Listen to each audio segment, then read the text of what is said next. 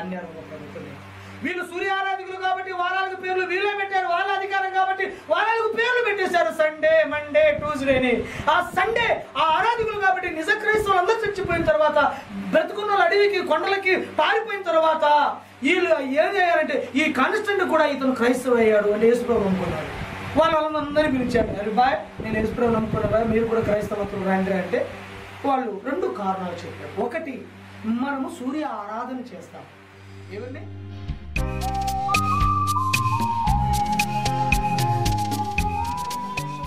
కూడా ఏ ప్రాంతం వారుకున్నప్పుడు మనందరం కూడా యేసు రక్తంలో కడగబడిన వారమించడం, మనం అందరము కూడా ఒక కుటుంబం కదండి. హల్లెలూయా. కనుక అది చాలా సంతోషం. నేను మీకు అందరికీ చూద్దాం అనుకున్నా. ఎప్పుడంటే మే నెల 12వ తారీఖున మార్చర్లో పాస్టర్ బైబిల్ సెమినార్ క్లాస్ ఉండే ఒకరోజు ఏర్పాటు చేశాం. అప్పుడు మీరందరూ వస్తారని తమ్ముడు బాబు నాకు చెప్పాడు. కానీ మరి కొంతమంది సిద్ధంగా ఉన్నారు, కొంతమంది సిద్ధంగా లేరు. కొన్ని అన్ని కారణాల వల్ల, ఆరోగ్యరీత్యా, తర్వాత ఇతర కారణాల వల్ల బస్సులు లేరు. బస్సు లేదు. చెప్పాను, తమ్ముడు చెప్పినప్పుడు తమ్ముడు అందరికి బైక్ ఉన్నది అంటే ఒక బైక్ మీద ఇద్దరుగా ముగ్గురు కూడా వచ్చేస్తారు. ఎందుకంటే 2-2.5 గంటలు 3 గంటలు ఓపే కనుక వచ్చేస్తారన్నారు. కనుక అది కూడా చివరిలో అది మీరు వద్దనుకున్న తర్వాత రాలేకపోతే ఏదేమైనప్పుడు కూడా ఈరోజు కలుసుకోవడానికి దేవుని చిత్తమై ఉన్నది అనుకుంటున్నాను నేను. ఆమె కానీ చాలా సంతోషమే మనం చూడటానికి. ఉదయకాలశంలో మేము 6:30కు బయలుదేరి మరి మీ మధ్యలో ప్రయాణాలు దేవుడు నడిపించాడు.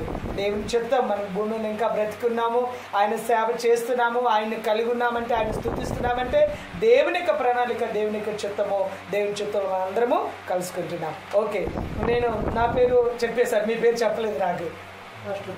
తిమోతి గారు. ఎక్కడ? మార్టూర్. Okay sir. అహరోన్ గారు. ఎక్కడ? Ongole. Okay, thank you brother. Joseph గారు జాగర్ల మరి వారి పాడ వచ్చే దారిలో ఉంది. డేవిడ్ గారు. ఓకే, అందరికీ వందనాలు. అలాగే తమ్ముడు బాబు నాయక్ మాచర్ల, విజయ్ కుమార్ గారు కోటపాడు, అండ్ బ్రదర్ అజయ్ నాయక్ గారు మాచర్ల. గండి గండి. ఓకే, మంచిది. ఈరోజు నేను వాక్య ప్రారంభం చేయకముందు మన పరిచయాలు, ముఖ పరిచయాలు, ఎందుకంటే ఫస్ట్ టైం కలెక్టర్ కాబట్టి ముఖ పరిచయం ఒకటి. తర్వాత నేను కొన్ని మాటలు మిమ్మల్ని అడగాలనుకుంటున్నాను. తప్పకుండా నాకు డాడీ చెప్పండి, పర్వాలేదు. ఎంతమంది సబ్బాత్ను ఆచరిస్తున్నారు మీలో? అందరు సబ్బాత్ను ఆచరిస్తున్నారా? పర్వాలేదు, ఆచరించకపోయినా మేము ఆచరించట్లేదని చెప్పండి, పర్వాలేదు. సబ్బాతు సేవకులు ప్రత్యేకంగా ఎప్పుడైనా ఎక్కడైనా ఏ సంస్థలో ఉంటే సబ్బాతు దీన్ని ఆచరించుకుని ఎవరు. ఓకే, మీరు శనివారం ప్రార్థన పెట్టుకుంటాం, ఆల్రెడీ చెప్పినా చెప్పమని ఉపవాసం ఉంటాం, కూడికల్లో ఉంటాం. ముందు ప్రజలు ఆచరించరు, మేము ఆచరిస్తాం. మీరండి, మీరు కూడా సార్ కీప్ చేస్తున్నారా? ఓకే, మీరు ఓకే అంటే చేయకపోయినా కూడా చెప్పండి, పర్వాలేదు. ఎందుకంటే మనందరం కూడా సేవకులం కదా, మనందరం కూడా ఒక్కొక్క విషయాల. ఫస్ట్ జోసెఫ్ గారు 4 years మన మిషనరీ పాస్టర్ కోటపాడులోనే 4 years చేశారు. అవునా, చాలా సంతోషం. బ్రదర్ మీరు? బ్రదర్ వాళ్ళ ఫాదర్ కూడా పాస్టర్ గారు మన సెక్షన్ లోనే. చాలా సంతోషం. వాళ్ళ సన్. ఓకే, నేను 15 సంవత్సరాలు full time Sunday pastor. 15 years I'm full time Sunday pastor. After తర్వాత నేను ఈ సబ్బాత్ని తెలుసుకున్న తర్వాత 2007లో, ఈ 2007 ఆగస్టు 9వ తారీఖున ఈ శాబత్ మెసేజ్ నా చెవుల్లోకి, నా మనసులోకి, హృదయంలోకి వచ్చింది. దాని తర్వాత అసలు ఏంటి దీని సంగతి తెలుసుకుందామని నేను ఇబ్రహీంపట్నంలో, అంటే సౌత్ ఆంధ్ర సెక్షన్ ఇబ్రహీంపట్నం ఆఫీసులో, అక్కడ మెటాస్ బైబిల్ క్లాస్ జరుగుతుంది, బైబిల్ క్లాస్, సెమినార్ క్లాస్. అక్కడ నేను ఉండి అక్కడ 2 టీచర్స్ ద్వారా నాకు స్పెషల్ ట్రైనింగ్ ప్రోగ్రామ్ ఇవ్వటం జరిగింది. ఈ యొక్క బైబిల్ మూల సిద్ధాంతాలు ఏంటి, మనం చేస్తుంది ఏంటి అనేది అనేక తెలుసుకోవటం జరుగుతుంది. దాని తర్వాత 2008లో నేను పూర్తి కాల సబ్బాత్ చేయటము. 2009 మార్చి 16-17వ తారీఖున నేను మొట్టమొదటిగా ఖమ్మం జిల్లా కూసుమంచి గార్ల మండలము, మరి గార్ల మండలంలో చిన్న కృష్ణాపురం తండాలో చిన్న బైబిల్ సెమినార్ క్లాసెస్ ఫస్ట్ ప్రారంభం చేయడం జరిగింది 2009లో. ఈ రోజుకి సుమారు 1650 మంది పాస్టర్లకి 2 లేక 3 రోజులు ఒక్కొక్కరిని కూర్చోబెట్టి బైబిల్ తర్ఫీదు క్లాస్ జరగడం జరిగింది. ఆంధ్ర, కర్ణాటక, తమిళనాడు, మహారాష్ట్ర, గోవా, ఒరిస్సా, మధ్యప్రదేశ్, గుజరాత్, ఢిల్లీ దాకా ఈ అనేక రాష్ట్రాలు తిరగటానికి దేవుడు నాకు కృప చూపాడు. అంటే ఇది రాష్ట్రాలు తిరిగాడు కాబట్టి ఈయన ఎంత చదువులు ఉన్నాడు అనుకుంటాను. నేను 7th క్లాస్ 7వ తరగతి వరకే చదువుకున్నాను, అది తెలుగు మీడియం. తెలుగు ఏ నుంచి జెడ్ దాకా ఇంగ్లీష్లో నాకు రాదు. అంటే మాకు అప్పుడు ఇంగ్లీష్ మీడియం లేదు కాబట్టి మేము అప్పుడు చదువుకోలే, మాకు నేర్పించలేదు. కానీ దేవుని కృప, ఆయన చిత్తమో మరి ఆయన జరగటం ఈ గడిచిన ఈ కాలంలో, గడిచిన ఈ 5-6 సంవత్సరాల కాలంలో ల్యాప్టాప్ నుంచి ప్రొజెక్టర్ ప్లే చేసుకుంటూ, స్క్రీన్ ప్లే చేసుకుంటూ, స్లైడ్స్ బొమ్మలు ఒక్కో తర్వాత ఒకటి చూపించుకుంటూ, వాక్యం చూపించుకుంటూ అలా చెప్పడం జరిగింది. లాస్ట్ గడిచిన 9 మాసాల్లో పల్నాటి ప్రాంతంలో 10 మండలాలు పడుతుంది కాపరి ఛానల్, లోకల్ కాపరి ఛానల్. దాంట్లో మరి వారానికి 3 రోజులు మరి ఈ యొక్క మరి వాక్య పరిచర్య మరి జరుగుతుంది. 6 గంటల సేపు మెసేజ్. అది దేవుని చిత్తం, దేవుని కృప. అలాగనే నాకు 3 పిల్లలు, ఒక భార్య, అలాగనే సంఘం ఉన్నది. మేము ఈ రీతిగా పరిచర్య చేస్తున్నాము. దేవుని యొక్క కృప, దేవుని యొక్క కృప ఆ సంఘ పరిచర్య సహవాసంలో సాగిపోతూ ఈరోజు మరి తమ్ముడు బాబు నాయక్ ద్వారా, విజయ్ కుమార్ ద్వారా, తర్వాత శైలి వేణ్ గారి ద్వారా మిమ్మల్ందరినీ కలిసే కృపా భాగ్యాన్ని దేవుడు ఇచ్చాడు. దేవునికి వందనాలు. హల్లెలూయా. ఓకే, ఈరోజు మనం ఒక గంట సేపు మీరు చాలా ఓపికతో నాకు సహకరించండి. ప్రతి ఒక్క విషయం రాసుకోండి, మంచిది రాసుకుంటే మంచిది. ఎందుకంటే మేము గంట ఉన్న తర్వాత మీరు చూసుకోవచ్చు. ఓకే, బైబిల్ అంతట్లో మనం చూస్తే బైబిల్ యొక్క పండితులు చెప్తారు, బైబిల్ని సుమారు 1600 సంవత్సరాలు బైబిల్ రాయటానికి కాలం పట్టిందని. దీన్ని సుమారు 40 మంది భక్తులు ఈ బైబిల్ గ్రంథాన్ని రాశారని మనకి బైబిల్ పండితులు, అలాగనే బుక్లో ఉన్న పేర్లను బట్టి మరి కాలమాన్ని బట్టి మనం చూస్తున్నాం. ఈ 1600 సంవత్సరాలు ఈ యొక్క 40 మంది భక్తులతో రాపించిన దేవుని యొక్క పరిశుద్ధాత్మ ప్రేరేపణల వల్ల రాయబడిన ఈ యొక్క బైబిల్ గ్రంథాన్ని, ఈ బైబిల్ యొక్క గ్రంథాన్ని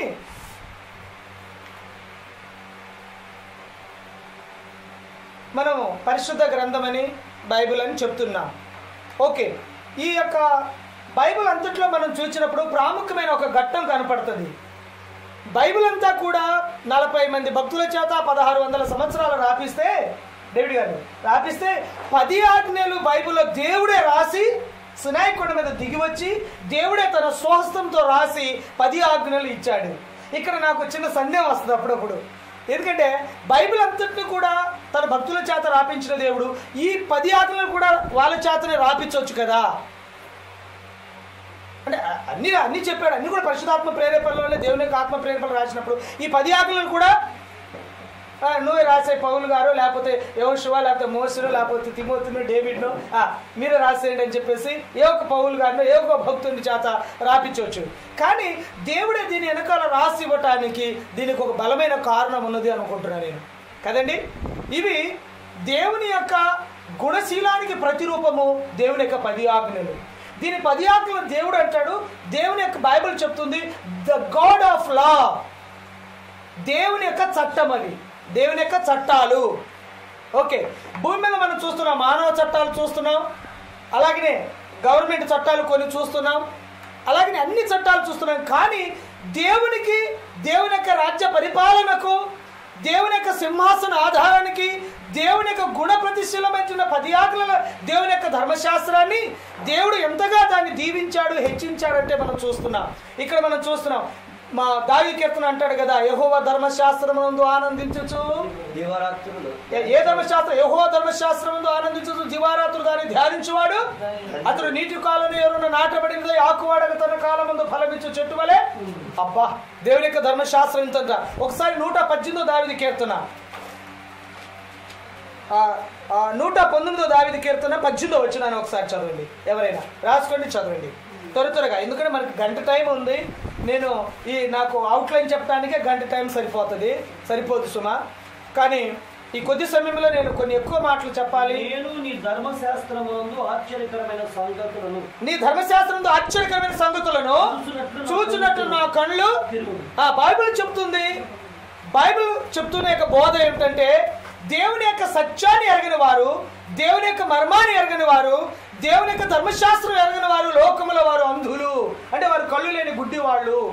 అయితే ఏం చేయాలి? ధర్మశాస్త్రంలో ఆశ్చర్యమైన సంగతులు చూచున్నట్లు నా కళ్ళు తెరువుము. ఇక్కడ ఆత్మీయ నేత్రాలు, కళ్ళు అంటే మనందరం చూస్తున్నాం. కళ్ళుండి గుడ్డోడా అంటారు కొంతమందిని. అరే నువ్వు బ్రతుకుండు, నువ్వు మృతుడివే, చచ్చిపోయిన వాడి కింద లెక్కే, నువ్వు బ్రతుకున్నా, నువ్వు నా కొడుకు కాదు అంటాడు. అంటే ఇక్కడ మనం చూస్తున్నాం, ఇక్కడ మనం శారీరకంగా కళ్ళతో చూస్తున్నప్పటికీ ఆధ్యాత్మికంగా దేవుని యొక్క ధర్మశాస్త్ర విషయంలో ఆశ్చర్యకరమైన సంగతులు చూడనంత రోజులు మనం కళ్ళుండి కూడా గుడ్డోళ్ళమే. అందుకని ప్రభు అంటే వారు చూచుమట్టుకు చూస్తారు కానీ గ్రహించరు. అబ్బా, అది చూస్తారు కానీ గ్రహించరు, కానీ వింటారు కానీ వాళ్ళు తెలుసుకోరు. వాళ్ళ హృదయం క్రొవ్వినది, వారి చెవులు మందములైపోయింది అని ప్రభువారు అంటాడు. అంటే ఇక్కడ మనం చెప్తున్న యొక్క మాటను మనం చూస్తే, ప్రియమైన దేవుని యొక్క సేవకులారా, ఇక్కడ వినమట్టుగా వింటారు, అలాగే చూచుని మట్టుకు చూస్తారు, కానీ దాన్ని గ్రహించే శక్తి లేక గ్రహింపు అనేది మరి రావాలంటే ముందు మన కళ్ళు తెరవబడాలి. దేవునికి ధర్మశాస్త్ర విషయంలో కళ్ళు తెరవబడాలి. ఇప్పుడు ప్రపంచమంతా కూడా, లోకంలో ఉంచిన క్రైస్తవులకి సాతాను చెప్పే దుర్బోధ లేక సాతాను తీసుకొచ్చే అబద్ధ బోధ అంటే దేవుని ధర్మశాస్త్రం లేదు. ఏమి లేదు? దేవుని యొక్క ధర్మశాస్త్రము లేదు, కొట్టివేశాడు దేవుడు. ఇంకా ధర్మశాస్త్రము లేదు. ఇప్పుడు ధర్మశాస్త్రం ఏం చెప్తుంది? రోమా 7, ఒకసారి బైబిల్ గ్రంథం రోమా 7:7 తీయండి, చదవండి, రాసుకోండి ఒకసారి. ఈ కొద్ది అవుట్లైన్ చెప్పి మళ్ళీ నేను అసలు ప్రాముఖ్యమైన ఘట్టములకు వెళ్తాను. సరే మీరు చెప్పండి, ధర్మశాస్త్రం ఉందా లేదా? బ్రదర్ గారు, తిమ్మతి గారు కదా, అహరోన్ గారు, ఓకే, ధర్మశాస్త్రం ఉందా లేదా? ఓకే. కాబట్టి ఏమందుము? ధర్మశాస్త్రము పాపమాయన అట్లను రాదు, ధర్మశాస్త్రం వలనే గాని పాపమనగా నాకు తెలియకపోను. ఆశించవద్దని ధర్మశాస్త్రం చెప్పనిడలా తెలియకపోను. కనుక ధర్మశాస్త్రం ఏం తెలియపరుస్తుంది? పాపము అనగా నువ్వు పాపివి, నువ్వు తప్పు చేస్తున్నావు, నువ్వు శిక్షకు అర్హుడవుతావు, నువ్వు దారి తప్పిపోతున్నావు, దేవుని యొక్క ఆజ్ఞను మీరుతున్నావు అని ఎవరు చెప్తుంది? ధర్మశాస్త్రం చెబుతుంది. ధర్మశాస్త్రం పాపాన్ని తెలియజేస్తుంది. ఈ పాపైన వ్యక్తికి ఈ ధర్మశాస్త్రం ఎక్కడ తీసుకెళ్తుంది, ఎక్కడ నడిపిస్తుంది? అహరోన్ గారు ఇది చూడండి, ధర్మశాస్త్రం పాపాన్ని తెలియజేస్తుంది. ఓకే అయ్యా, ఇటు వినండి అయ్యా, మీకు చాలు, ఇంకా మీరు రాసుకోండి, ఒకసారి రిఫరెన్స్ రాసుకోండి చాలు, చదవటం తర్వాత చదువుకోవచ్చు, ఇంటికి వెళ్ళిన రిఫరెన్స్ పడితే చాలు. ధర్మశాస్త్రం పాపాన్ని తెలియచేస్తుంది. నువ్వు పాపం చేస్తున్నావు, ధర్మశాస్త్రాన్ని మీరిపోతున్నావు. దేవుని యొక్క ధర్మశాస్త్రం మీరటం వలన నువ్వు పాపం చేస్తున్నావు. ఆజ్ఞ అతిక్రమమే పాపము, ఆజ్ఞను మీరుతున్నావు, నువ్వు పాపం చేస్తున్నావు అని ధర్మశాస్త్రం చెబుతుంది. ఓకే, ఈ ధర్మశాస్త్రము నువ్వు పాపివి అని నీ మీద వేలెట్టు చూపించినప్పుడు ఆ ధర్మశాస్త్రం నిన్ను ఎక్కడ నడిపిస్తుంది? పాపానికి, పాపుల యొక్క రక్షకుడు, పాపుల రక్షకుడు, పాప విమోచకుడు, పాపానికి ప్రాయశ్చిత్తము చేసే రక్షకుడు దగ్గర తీసుకెళ్తుంది. ఇతను ఆయనే వారి పాపముల నుండి ఆయన వారిని రక్షించును, పాపులను రక్షించుకు క్రీస్తు యేసు లోకమునకు వచ్చును. ఈ ధర్మశాస్త్రం మనకి యేసు దగ్గరికి నడిపిస్తుంది. ఇప్పుడు మీకు ఇంతకుముందు, ఇప్పుడు నేను యేసు ప్రభు నమ్ముకోముందు నా పేరు ఆంజనేయులు అంటే హనుమాన్ నాయక్ అంటే అందుకని అజయ్ గారు వచ్చినప్పుడు చెప్పాను, చూడు నా పేరు కలిగిన ఆ యొక్క కోతి దేవుడు ఎంత పెద్దగా ఉన్నాడు చూడు, ఆ మేదర్ మెట్ల అద్దెకి అవతల చూపించాను అజయ్ గారికి. The first my name is monkey god name Hanuman. రామాను Hanuman Nayak.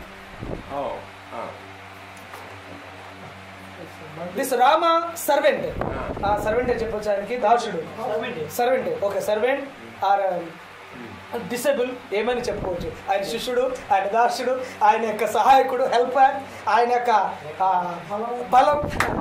This Rama everything is Hanuman, the strength, servant, anybody.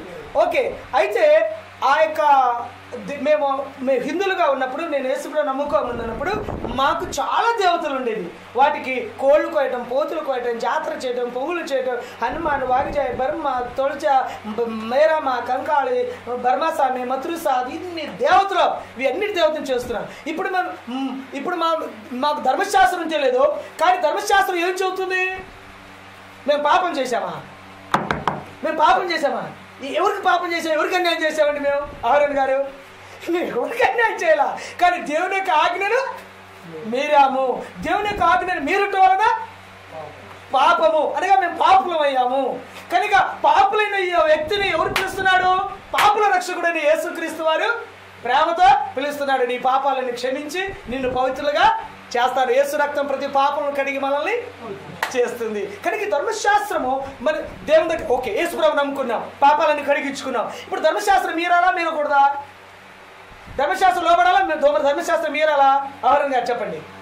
ధర్మశాస్త్రం లోబడాలా లేకపోతే ధర్మశాస్త్రం మీరాలా? ఇప్పుడు రక్షకుడు పట్టుకున్నాడు, మనకి రక్షకుడు రక్షించాడు మనకి. ఇప్పుడు ధర్మశాస్త్రము మనం పాటించాలా పాటించకూడదా? ఏంటండి, పాటించాలా పాటించకూడదా? ఓకే. ఇప్పుడు ధర్మశాస్త్రము కొట్టివేయబడింది లోకమంతా చెప్పినప్పుడు ఆ ధర్మశాస్త్రం లేనప్పుడు అసలు పాపమే లేదు. పాపం లేనప్పుడు యేసుప్రభు అవసరమా? యేసుప్రభు ఎవరికి అవసరము? డాక్టర్ ఎవరికి అవసరమయ్యా? రోగులకు అవసరం. అలాగనే యేసుప్రభు ఎవరికి అవసరం? పాపులకు అవసరం. కనుక ధర్మశాస్త్రం లేనప్పుడు పాపమే లేదు, పాపం లేనప్పుడు యేసుప్రభు అవసరం లేదు. కనుక ధర్మశాస్త్రం ఉంది, పాపం నిరోధపణ చేస్తుంది. కనుక పాపల రక్షకుడైన క్రీస్తు పాపిని నడిపిస్తుంది. కనుక యేసుక్రీస్తు ప్రభువాన్ని అంగీకరించిన మనము మరలా పాపానికి మన దాసులు కాకూడదు, మన పాపానికి మనం లోబడనే లోబడకూడదు. మనం ఆ పాపమును లోబడక లేక పాపం చేయక మన యేసు ప్రభు నమ్ముకొని దేవుని యొక్క ధర్మశాస్త్రాన్ని మనము విధేయులమై ఉండాలి. విగ్రహారాధన చేయకూడదంటే ముందు విగ్రహారాధన చేసేవాళ్ళు. ఈ యేసు ప్రభు నమ్ముకొని విగ్రహారాధన చేయొచ్చా? చేయకూడదు. యేసు ప్రభు నమ్ముకొని నా తప్ప వేరే దేవుడు నీకు ఉండకూడదంటే మళ్ళీ 30 దేవతలు పెట్టుకోవచ్చా? పెట్టుకోకూడదు. పెట్టుకుంటే ఒకవేళ యేసు ప్రభు నమ్ముకొని అవి కూడా పెట్టుకుంటే మన ఆజ్ఞ మీరుతున్నా పాపం. విగ్రహారాధన అంటే ఆజ్ఞ, 10 ఆజ్ఞలు ఒక ఆజ్ఞ, ఆజ్ఞని మీరుతున్నాం, ఆజ్ఞ అతిక్రమ పాపము. యేసు ప్రభు నమ్ముకుని మరలా మనం పాపానికి దాసు. అందుకనే ధర్మశాస్త్రము దేవుని యొక్క 10 ఆజ్ఞల ధర్మశాస్త్రం ఉంది. దేవుడు ఏమై ఉన్నాడు? సమరయ స్త్రీతో అంటాడు కదా, అమ్మా దేవుడు ఆత్మ కనుక ఆయన ఆరాధించువారు ఆత్మతోనూ సత్యముతోనూ ఆరాధన చేయాలంటాడు. అలాగనే యేసుక్రీస్తు ప్రభు వారు మరి ధర్మశాస్త్రం ఏముందని మనం చూస్తే 7:12 చూడండి ఒకసారి. కాబట్టి ధర్మశాస్త్రము పరిశుద్ధమైనది. 14 ధర్మశాస్త్రము ఆత్మ సంబంధమైనదని. ధర్మశాస్త్రము ఆత్మ సంబంధమైనది. దేవుని స్తోత్రం. హల్లెలూయా. చాలు చాలు చాలు. ధర్మశాస్త్రం ఎలాంటిది? మరి దేవుడు ఆత్మ సంబంధమా శరీర సంబంధమా? దేవుడు ఆయన పరిశుద్ధుడు, ఆయన పరిశుద్ధాత్ముడు. ఆయన దేవుని ఆరాధించేవారు ఆత్మతోనూ సత్యముతోనూ యథార్థంగా ఆరాధన చేయాలి. ఎందుకంటే గాడ్ ఈజ్ హోలీ స్పిరిట్, దేవుడు పరిశుద్ధాత్ముడు. కనుక పరిశుద్ధాత్మ దేవుని ఆరాధన చేయాలి. దేవుని ధర్మశాస్త్రం కూడా ఎలాంటిది? ఆత్మ సంబంధమైనది, ఆధ్యాత్మికమైన సంబంధమైనది, పర సంబంధమైనది, దేవుని సంబంధమైనది. అది లోక సంబంధమైనది కాదు, ఆచార సంబంధమైనది కాదు, శరీర సంబంధమైనది అసలే కాదు. దేవుని స్తోత్రం. అర్థమవుతుందా నేను మీకు చెప్పేది? అర్థమైపోతుందా? అర్థమైపోయిందా? ఓకే, అర్థమవుతుంది మీకు. ఓకే, అర్థం అవ్వాలి. ఎందుకంటే మనందరం సేవకులం కాబట్టి ఎక్కువసేపు మనము బోధించడానికి ఇష్టపడతాం కానీ వినటానికి ఎక్కువ ఇష్టపడం కదండి. మనం ఎక్కువసేపు కూర్చొని వినటానికి 10 నిమిషాలు చెప్తే చాలే, అయ్యగారు పిలిచారు తొందర పంపితే చాలు అనుకుంటాం మనం. కానీ దీని వెనకాల దేవుని యొక్క ఉద్దేశం ఉన్నది. అసలు దేవుడు ఒక్కొక్కరి ద్వారా ఎవరి ద్వారా ఏం మాట్లాడతాడో తెలియదు. కనుక మీ దగ్గర నుంచి నేను, నా దగ్గర నుంచి మీరు, ఒకరి ద్వారా ఒకరు దేవుడు తన సమాచారాన్ని, తన ఉన్నతమైన శ్రేష్టమైన సమాచారాన్ని లోకంలో సాతానుడు ఒక మోసం బయట పెట్టేశాడు. లోకంలో ఒక మోసకరమైన బోధ బయలుదేరింది. ఆ బోధ దేవుని యొక్క ధర్మశాస్త్రం లేదు, దేవుని యొక్క ఆజ్ఞలు లేవు. నేను టీవీలో చూస్తున్నాను, చాలా మంది స్పీకర్లు బోధ చేస్తున్నారు. ఆ ధర్మశాస్త్రంతో మనకు పని లేదు. ధర్మశాస్త్రం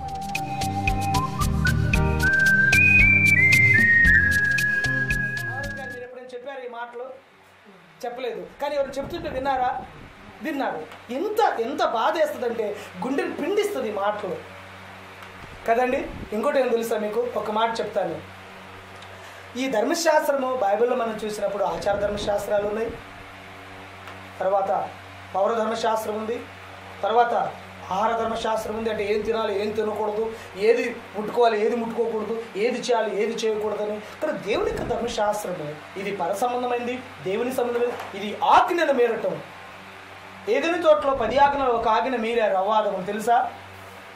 ఓకే, మనకి సృష్టి తర్వాత అయ్యగారు మనకి సృష్టి తర్వాత 2500 సంవత్సరాలు, అంటే బైబిల్ పండితులు చెప్తారు 2500 సంవత్సరాల తర్వాత మోసే ఈ యొక్క ఆది కాండము, నిర్గమకాండము 5 కాండాలు రాశాడంటారు. సృష్టి తర్వాత 2500 సంవత్సరాల తర్వాత జలప్రలయం. సృష్టి తర్వాత 2000 సంవత్సరాలకు వచ్చింది. 2000 సంవత్సరాల తర్వాత జలప్రలయం వచ్చింది, నోవా జలప్రలయము. తర్వాత మోసే ఈ యొక్క అబ్రాహాం సంతానం ఇశ్రాయేలు ఈ యొక్క గోత్రాలు ఎన్ని వచ్చిన తర్వాత సుమారు 500 అంటే 2500 సంవత్సరాల తర్వాత ఈ వచ్చింది. ఈ 2500 సంవత్సరాలకు ముందు అంటే ఆ యొక్క ఇశ్రాయేలు ఐగుప్తు దేశం నుంచి రావటం, అరణ్యంలో మరి సినాయి కొండ మీద రావటం, అప్పుడు దేవుడు 10 ఆజ్ఞలు ఇవ్వటం జరిగింది. దానికంటే ముందు 10 ఆజ్ఞలు ఉన్నాయా? లేవు కదండి, లేవు కదా. ఎంతమంది లేవని చెప్పేవాళ్ళు ఎంతమంది ఉన్నారు? చేతులు అతను లేవు. మీరు చేతులు అతను ఇట్ట కాదు, ఇట్ట సగం ఇది. ఓకే, సో చట్టపరంగా అయితే భూమి మీద అమలు చేయలేదు సార్, ఉన్నాయి కానీ దేవుడు అమలు చేయలేదు. ఓకే, ఇప్పుడు చూడండి, అవ్వాదములు పాపం చేశారు, ఆజ్ఞను మీరారని అంటారు కదా. అక్కడ అసలు ధర్మశాస్త్రం లేకపోతే ఆజ్ఞలే 10 ఆజ్ఞలు ధర్మశాస్త్రం అంటారు దాన్ని. ధర్మశాస్త్రం లేకపోతే వాళ్ళు పాపులు ఎట్టయ్యారు? ధర్మశాస్త్రం లేదంటే పాపులు ఎట్టయ్యారు? అంటే భూమి మీద లేదు, దేవుని దగ్గర ఉన్నారు. భూమి మీద లేదు, భూమి మీదనే ఉన్నారు మనుషులు. అవాదములు ఎక్కడ ఉన్నాడు? భూమి మీద ఉన్నాడా, పరలోకంలో ఉన్నాడా? హేబేలు కయన్ ఎక్కడున్నారు? భూమి మీదనే ఉన్నారు. హేబేలుకి ఏమంటాడు? కయన్కి ఏమంటాడు దేవుడు వచ్చి? ఏమంటాడు? 4వ అధ్యాయం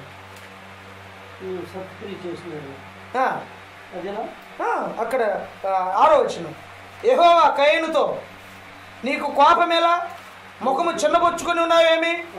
నువ్వు సత్క్రియ చేస్తున్నడలా తలెత్తుకునవా? సత్క్రియ చేయనిడలా వాకిట పాపము. అసలు పాపం అంటేనే లేదు, ధర్మశాస్త్రం లేకపోతే ఇంక పాపం ఎక్కడుంది? మీరు గమనించారో లేదో, సినాయి కొండ మీద అహరోను గారు, సినాయి కొండ మీద దేవుడు రాతపూర్వకంగా 10 ఆజ్ఞలు రాతి పలక మీద రాయక ముందు దేవుడు 10 ఆజ్ఞలు ఆది కాండంలో, నిర్గమకాండంలో, మిగతా సృష్టిలోనే ఉన్నాయి.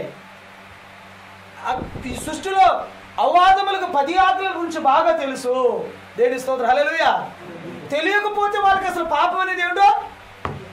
ఈ తోటలో పండంత ఫలాలన్నీ తినండి, అన్నీ మీయే, కానీ తోట మధ్యలో ఉన్న చెట్లు ఉన్న ఫలం మాత్రం మీరు తినకూడదు. ఇది చూడండి, నేను మీకు అంటున్నాను, ఇక్కడ మీరు బయట బోర్లు ఉన్నాయి, బాగులు ఉన్నాయి, కుంటలు ఉన్నాయి, క్యాన్లు ఉన్నాయి, అన్ని నీళ్ళు తాగండి, కానీ ఈ క్యాన్లో నీళ్ళు మాత్రం తాగబాకండి. ఈ క్యాన్ మాత్రం మీరు తీసుకోబాకండి, ఎందుకంటే అది నీది కాదు, అంటే అది మీకు సంబంధించింది కాదు అని చెప్పాను. అయినా కూడా దీన్ని తీసుకోవటం వల్ల ఏంటి? నా మాట మీరు. అలాగే దేవుడు అది తనది కానిది 10వ ఆజ్ఞ ఏంటి? నీ పొరుగు అనేది ఏది ఆశించకూడదు. అంటే అక్కడ ఆదావులు ఏం చేశారు? ఆ అవ్వ ఏం చేసింది? ఆ పండును చూసి ఆశించింది, తినాలనుకుంది, కంటికి రమ్యముగా సుందరముగా ఉన్నది. తర్వాత ఇతను అంటాడు, ఎవరు? ఈ యొక్క కయను హేబేలు చంపినప్పుడు నువ్వు ఏం చేశావు? నువ్వు పాపము చేశావు. నువ్వు మంచి క్రియలు చేయలేదు, సత్క్రియలు చేయలేదు. ఏం చేశావు? నువ్వు పాపం చేశావు. నీ తమ్ముడి మీద నువ్వు పడి నువ్వు చంపావు. ఆయన రక్తము మొరపెట్టింది కనుక నరహత్య చేయకూడదు. 10 ఆజ్ఞలో ఒక ఆజ్ఞ ఏంటి? నరహత్య చేయకూడదు. నరహత్య చేయటం ఏంటండి? పాపం కదా, అంటే తప్పు కదా, అది పాపం కదా. మరి కయను ఏం చేశాడు? ఇక్కడ చేశాడు. ఇంకోటి 44 వైఫ్ దగ్గర యోసేపు ఐగుప్తులో ఉంటాడు. అక్కడ కూడా ఆమె ఫరో తన యొక్క సామ్రాజ్యంలో ఉంచిన తన ఇంటి అన్ని ఇచ్చేస్తాడు, డబ్బులు ఇచ్చేస్తాడు, మరి పెట్టె తాళం ఇచ్చేస్తాడు, అధికారం ఇచ్చేస్తాడు, కూలీలు పెట్టడం, తీసుకురావడం, పెట్టడం, చేయటం అన్నీ ఇచ్చేస్తాడు. కానీ ఆ యొక్క పోతిఫర్ భార్య యేసుకు చేపట్టుకొని రా అని చెప్పేసి తను మోహిస్తున్నప్పుడు ఆయన ఏమంటాడు? నేను దేవుని యొక్క ఆజ్ఞ వచ్చి నేను పాపము చేయటానికి కాదు, కనుక ఇది నేను చేయవలసిన పని కాదు. దేవుడు క్షమించడు. నేను దేవుని యొక్క మరి అక్కడ మనం చూస్తే యేసోపుకు దేవుడు తోడై ఉన్నాడు, దేవుని యొక్క బిడ్డగా ఉన్నాడు, దేవుని బిడ్డగా వర్ధిల్లుతున్నాడు, దేవుని బిడ్డగా శ్రమలో కష్టాల్లో కూడా దేవుడు అతను హెచ్చిస్తూ వచ్చాడు. కనుక దేవుడికి మరి ఎన్నో మరి ముందు జరగబోయే విషయాలన్నీ కూడా దర్శనాల ద్వారా, కళల ద్వారా యేసోపుకు ముందుగా బయలుపరిచాడు. దేవుడు ముందుగానే తన యొక్క తండ్రి గారి ఇంటికాడ ఉన్నప్పుడే మరి ఆ యొక్క స్వప్నాలన్నీ ఇచ్చేసి, నక్షత్రాలు, అలాగే మరి ఆ యొక్క పనులు అన్నీ కూడా ఇచ్చేసిన తర్వాత ఐగుప్తు దేశంలో ఉన్నప్పుడు కూడా మరి అది చేయటం తప్పు, పాపము అని ఖండిస్తాడు. అక్కడి నుంచి పారిపోతాడు కదండి.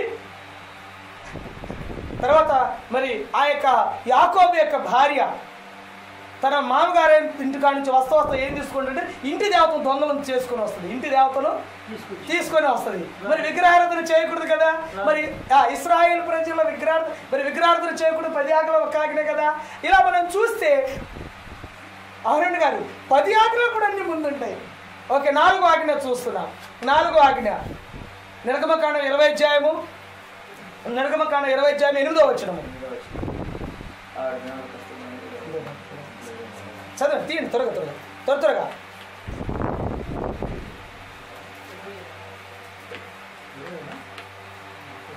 విశ్రాంతి దినమును పరిశుద్ధముగా ఆచరించుటకును జ్ఞాపకం ఉంచుకును. నిర్గమకాండం 20 అధ్యాయము 8వ వచనము.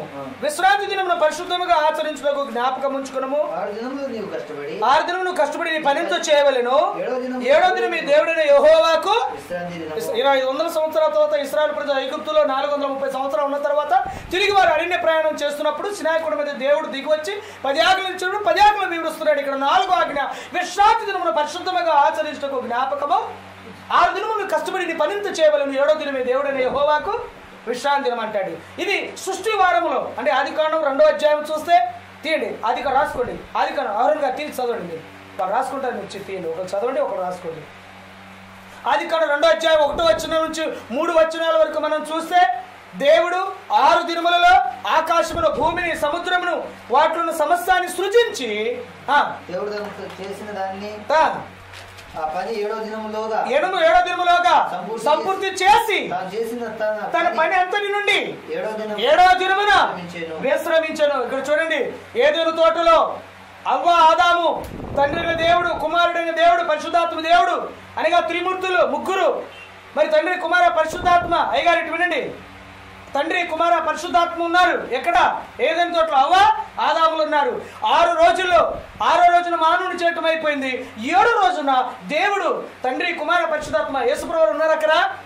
ఎస్, హల్లెలూయా. కొంతమంది నమ్మరు, ఈ మా బోధ నమ్మరు. దేవుని స్తోత్రం. తండ్రి, కుమార, పరిశుద్ధాత్మని నమ్మరు. ఒక్కడే ఉన్నాడని అంటాడు. ఇక్కడ ఒకడే ఉన్నాడు అంటాడు. అక్కడ ఒకడు ఉన్నాడు, ఇక్కడ ఒకడు ఉన్నాడు. ఇద్దరు ఒకరు ఎట్టయ్యారు కనుక ముగ్గురు కూడా ఏకకాలంలో ఉన్నవారు. ముగ్గురు కూడా సమస్తమును సృజించాను. ఆయన లేకుండా ఏది కూడా కలగలేదు. సమస్తం ఆయన మూలముగా కలిగింది ఏది ఆయన లేకుండా. ఆయన ప్రపంచమును నిర్మించను. హెబ్రీ పత్రికలో చూస్తా, ఆయన ప్రపంచమును నిర్మించను అని చూస్తున్నాము కదా.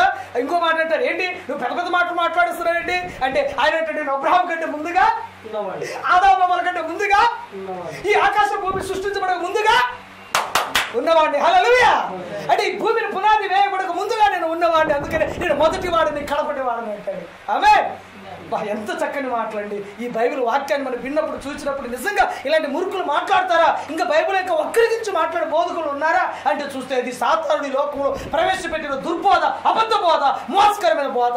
అందుకనే దేవుని యొక్క ప్రజలించిన మన కళ్ళు తెరవబడిన వారంగా, మన నేతలు తెరవబడిన వారంగా, సత్యం వైపు మరల కొరపబడిన వారంగా ఉండాలి కడబడి దినాల్లో. లేకుంటే నలుగురితో పాటు నారాయణ అన్నట్టుగా అందరితో పాటు బాధాలు, ఏసన్ గారు పోయాడు, భూషణ్ గారు పోయాడు, ఆయన పోయిండు, ఈయన పోయిండు, మనం కూడా చేద్దాం అని చెప్పేసి మరి రీతిని అనుసరిస్తే కాదు. కానీ బైబిల్, పరిశుద్ధ బైబిల్ గ్రంథాన్ని నీ చేతిలో, నా చేతిలో దేవుడు పెట్టాడు. 1260 సంవత్సరాలు ఈ పరిశుద్ధ బైబిల్ గ్రంథాన్ని కాళ్ళ కింద తొక్కేశారు. ఎవరిని చదవనివ్వాలా, ఎవరి చేతిలో ఉండకూడదు, మేమే చదవాలి, మేమే బోధించాలని 538 నుంచి 1798 సంవత్సరాలు అంటే 12 ఈ మధ్య కాలంలో రాసుకోండి. 538 నుంచి 538 AD టు 1798 1798 వరకు. ఈ మధ్యకాలం ఎంత కాలం ఉందో చూడండి అహరోను గారు. ఈ మధ్యకాలం ఎంత కాలము? 1798లో 530 పోతే 1260 సంవత్సరాలు. ఈ 1260 సంవత్సరాలు దేవునికి వ్యతిరేకమైన ఒక రాజ్యము, దేవునికి వ్యతిరేకమైన ఒక మృగము, దేవునికి వ్యతిరేకమైన యొక్క మరి సాతాను యొక్క ఏజెంట్, వాడు యాంటీ క్రైస్ట్ అంటే క్రీస్తు విరోధి, దేవునికి విరోధి. వాడు వచ్చి 1200 సంవత్సరాల పరిశుద్ధ బైబిల్ గ్రంథాన్ని ఎవరు చదవకూడదని వాడు మరుగు చేశాడండి. ఎవరు చదవకూడదు అని చెప్పి. కానీ దేవుడు 1798లో బైబిల్ కాలమాన ప్రకారం, ప్రవచన కాలమాన ప్రకారంగా అతనికి రాజ్యాధికారం పోతుంది. ఈ యొక్క ప్రభుత్వము లేక ఈ గవర్నమెంట్ రాజ్యాధికారము, మతాధికారము కలిగినదై 1260 సంవత్సరాల ప్రపంచాన్ని ఏలబోతుంది అని. ఈ 1260 సంవత్సరాలు డార్క్ ఏజ్ అంటారు. ఈ యొక్క 1260 సంవత్సరాల కాలాన్ని మరి క్రైస్తవులకు ఇది చీకటి యుగము. ఏం యుగము? చీకటి. క్రైస్తవులకు చీకటి యుగము అనగా ఇక వెలుగు లేదు. తర్వాత దేవుడు ప్రొటెస్టెంట్ లేపాడు, తిరుగుబాటుదారులు అని చెప్తారు వాళ్ళని, ప్రొటెస్టెంట్ వాళ్ళని లేపాడు. ప్రొటెస్టెంట్ చర్చిని లేపేశాడు దేవుడు. మార్టిన్ లూథర్, తర్వాత హెల్విన్ గారు, తర్వాత కల్విన్ గారు, తర్వాత మరి అనేకమైన వెస్లీ గారు, మిల్లర్ గారు, అనేకమైన భక్తులను దేవుడు లేపాడు. ఒక్కొక్క శతాబ్దంలో 14వ శతాబ్దంలో, మరి 15వ శతాబ్దంలో, 16వ శతాబ్దం, 17వ వచ్చేసరికి అనేకమైన భక్తులు లేచి తన యొక్క మరి ప్రొటెస్టెంట్ తిరుగుబాటు వచ్చేసింది. ఇదిగో నువ్వు చేస్తున్న తప్పు, ఇది అది కాదని చెప్పేసి 1807లో బ్రిటన్ బైబిల్ సొసైటీ, 1809లో అమెరికన్ బైబిల్ సొసైటీ మొట్టమొదటిగా ప్రారంభించబడింది. అప్పుడు దాకా బైబిల్ ఎవరి చేతుల్లో లేదు. ఎప్పుడైతే వాడు రాజ్యాధికారం పోతుందో అప్పుడు ఈ పరిశుద్ధ బైబిల్ వెలుగులోకి వచ్చింది. భక్తులు మొత్తం చేతిలో తీసుకొని దీన్ని ప్రింటింగ్ ప్రెస్ చేయటము, ప్రింటింగ్ గుర్తియటము, తర్వాత ప్రపంచమంతా కూడా ఈ సువార్త తీసుకొని వెళ్ళటానికి 1807లో మొట్టమొదటిసారి బ్రిటన్ బైబిల్ సొసైటీ, 1809లో అమెరికన్ బైబిల్ సొసైటీ ప్రింట్ చేయటం ఇంగ్లీష్లో ఏంటి, అక్కడి నుంచి సువార్తను తీసుకొని వెళ్ళటానికి మిషనరీస్ ప్రారంభం చేశాడు దేవుడు. మిషనరీ సువార్తను ప్రారంభం చేశాడు. ప్రియులారా గమనించే మాట అయితే, ప్రేమ సేవకులారా, ఈ 1800 సంవత్సరాల తర్వాత కాలంలో ఈ సువార్తను అనేకమైన స్థలాలు వెళ్ళినప్పుడు దీంట్లో సాతాను దుర్బోధను, అబద్ధ బోధకులను, అబద్ధ సేవకులను, వారు క్రీస్తు యొక్క వేషధారణ వేసుకొని క్రీస్తు సేవకుల వల్ల వారు నటిస్తూ మరి అనేకమైన అన్య ఆచారాలు, అన్య పండుగలు, అన్య యొక్క అలవాట్లు, అన్య యొక్క సిద్ధాంతాలు క్రైస్తవంలోకి తీసుకుని వచ్చారు. ఈ యొక్క 1260 సంవత్సరాల ప్రపంచాన్ని ఏలిన RCM చర్చ్, రోమన్ కాథలిక్ సంఘము, పోపు గారు. అయితే ఈ తీసుకొచ్చిన ఈ కాలంలో దేవుని యొక్క సత్యం అసత్యం అయిపోయింది. వాడు పందిని నందిగా చేశారు, నందిని పందిగా చేశారు. మీరు చూడండి, దేవుడు అన్నాడు, సాతాను యొక్క మోసం చూస్తున్నాం, ఈ పండు తింటే మీరు చచ్చిపోతారంటాడు కదా దేవుడు. కానీ సాతాను వచ్చేయమంటాడు, మీరు చావనే. అబ్బా ఏం బాధండి చూడండి, దేవుడు వచ్చి చచ్చిపోతాడంటే ఏమంటున్నాడు వాడు? చావనే చావనే. ఇక్కడ చూడు, 6 దినాలు దేవుడు అంటాడు, 6 దినాలు కష్టపడి నీ పని అంతా చేయవలేను, 7వ దిన విశ్రాంతి తీసుకోవాలను. కానీ వీడు వచ్చేయమంటున్నాడు, మొదటి దిన విశ్రాంతి తీసుకో, 6 దినాలు పని చేయి. వారానికి ఎన్ని రోజులు? 7 రోజులు. వారంలో మొదటి రోజు ఏ రోజు? ఆదివారం. ఆదివారం 1, సోమవారం 2, మంగళవారం 3, బుధవారం 4, గురువారం 5, శుక్రవారం, శనివారం 7. అంటే మొదటి రోజున ఆదివారం సెలవునిచ్చేసి, చూడండి వాడు మోసం, సెలవునిచ్చేసి ఆ రోజు ఎవరు కూడా డ్యూటీకి వెళ్ళకూడదు, పనులకు వెళ్ళకూడదు, ఆఫీస్కి వెళ్ళకూడదు. ఆ రోజు అందరూ సెలవు తీసుకోండి, మిగతా సోమవారం నుంచి శనివారం వరకు పని చేయి. దేవుడే చెప్పాడు 6 దినములు పని చేయవలను. 6 దినములు అంటే ఆదివారం నుంచి శుక్రవారం వరకు, ఈ 6 రోజుల కాలం, అంతే కదండి. మీరు క్యాలెండర్లో చూస్తున్నారు కదా, క్యాలెండర్లో మీకు క్యాలెండర్ కూడా పెట్టలేదు ఈసారి, విజయ్ కుమార్ గారు క్యాలెండర్ కూడా పెట్టలేదు సార్, మన ఓకే డేట్ క్యాలెండర్ కూడా చూసుకోవడానికి బాగుంటుంది. ఓకే, అక్కడ మనం చూస్తున్నాం, ఆ వారాల లిస్టులో మనం చూస్తున్నాం, ఆది, సోమ, మంగళ, బుధ, గురు, శుక్రు, శని, 7 రోజుతో శనివారంతో ముగియబడుతుంది. మీరు బైబిల్ రాసిన కాలానికి క్రీస్తు యొక్క మొదటి శతాబ్దంలో ఈ బైబిల్ రాయటం, ఆఖరి పుస్తకమైన ప్రకటన గ్రంథం రాయటం అయిపోయింది కదండి. మొదటి శతాబ్దంలో అంటే క్రీస్తు యొక్క మొదటి శతాబ్దం 100వ సెంచరీలో ఈ ప్రకటన గ్రంథాన్ని 97లో రాశారని మరి బైబిల్ పండితులు చెప్తుంటారు. 97లో అంటే క్రీస్తు శకం 90 సంవత్సరం రాశాడని. కానీ సరే 90 10 కలుపుకోండి, 100 అంటే 100లో అయిపోయింది, బైబిల్ రాయటం అయిపోయింది కదండి. బైబిల్ రాసిన కాలానికి వారాలకి పేర్లు లేవు, వారాలకి పేర్లు లేవు. ఏముంటుంది? 1వ రోజు, 2వ రోజు, 3వ రోజు, 4వ రోజు, 5వ రోజు, 6వ రోజు, 7వ రోజు. వారానికి ఎన్ని రోజులు? 7 రోజులు. 7వ రోజు 7వ రోజు విశ్రాంతి దినం. దేవుడు చెప్పాడు 6 దినాలు కష్టపడి 7వ దినం విశ్రాంతి తీసుకో, అది విశ్రాంతి దినం. ఓకే, ఇక్కడ దేవుడు ఏదైనా ఒక మాటలు మాట్లాడినప్పుడు ఒక గుర్తు చెప్పారు అనుకోండి. ఇప్పుడు ఇక్కడ కోటపాడుకు రావాలా, కోటపాడు రావాలంటే గండిగలమల మార్చలు డైరెక్ట్ కోటపాడు వస్తారా? విజయ్ కుమార్ గారు అంటాడు, ముప్పారం గ్రామం దగ్గరకు వచ్చి బైపాస్కి క్రాస్ అవ్వండి అంటే కోటపాడు రావాలంటే ఎక్కడ రావాలా? ముప్పారానికి రావాలా. ముప్పారం రాకుండా కోటపాడికి గుర్తు రావాలంటే రాలేము కదా, మాకు తెలియదు, రావటానికి మార్గం తెలియదు. కానీ మేము హైవే దగ్గరకు వచ్చేసి ముప్పారం వచ్చేసి కోటపాడికి రావాలి. దేవుడు ఎప్పుడైనా తన రోజును చెప్పినప్పుడు ఇంకొక రోజును గుర్తు చేసేవాడు. ఏదది? ఒకసారి మత్తయి సువార్త 28:1 చూడండి. అంటే 2 రోజులు గుర్తు చేసేవాడు. ఒకటి మొదటి రోజు, రెండోది ఆఖరి రోజు, 7వ రోజు. విశ్రాంతి దినం గడిచిపోయింది. మీరు చదవండి, చదవండి. మీరు కళ్ళజోడు తీయబాకండి, పెట్టుకొని ఉండండి, తీయొద్దు. మీరు జేబులు వేసుకోబాకండి, ఎందుకంటే మళ్ళీ పెట్టుకోవడం తీసుకోవడం కష్టం అవుతుంది. అది మీరు కంటిన్యూ ఉంచుకోండి. ఎందుకంటే అలాంటి ఇబ్బంది ఉన్న వాళ్ళు మళ్ళీ తీయటం, ఎందుకంటే పుట్టుకలేదు పని అయిపోతుంది మనకి. చదవండి మీరు అనుకోలేదు. విశ్రాంతి దినము గడిచిపోయిన తర్వాత తెల్లవారుచుండగా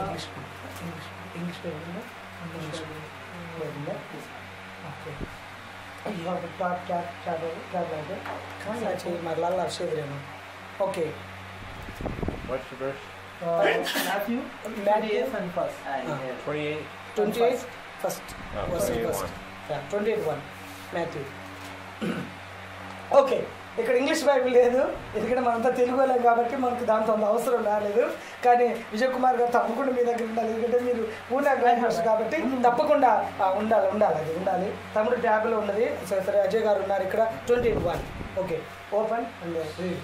ఇక్కడ మనం చూసాం కదా, ముందు మనకి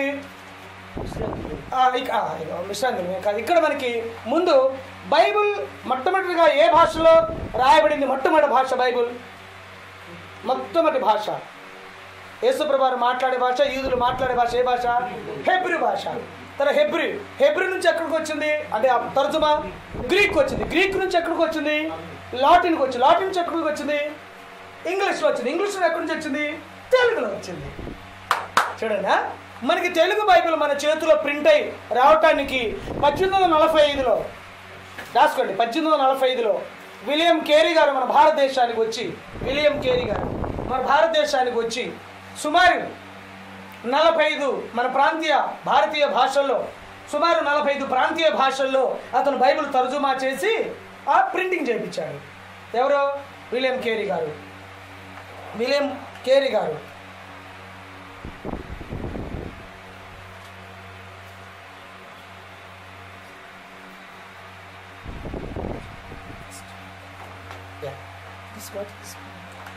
Writing.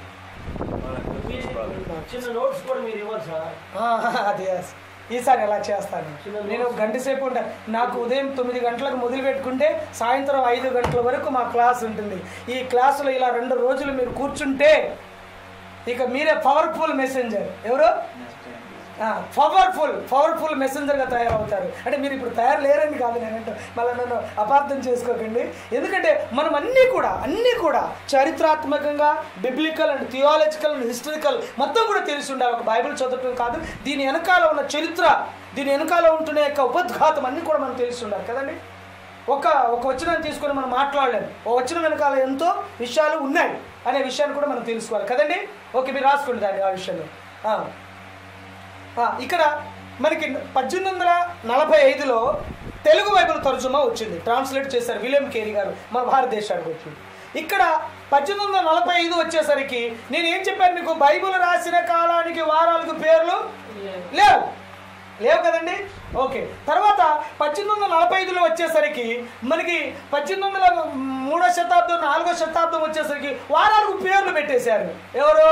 ఈ రోమీలు రోమా సామ్రాజ్య ప్రభుత్వం వారు వారాలకు పేర్లు పెట్టారు. ఏంటి? పైన నవగ్రహాలు ఉన్నాయి. ఎన్ని గ్రహాలు ఉన్నాయి?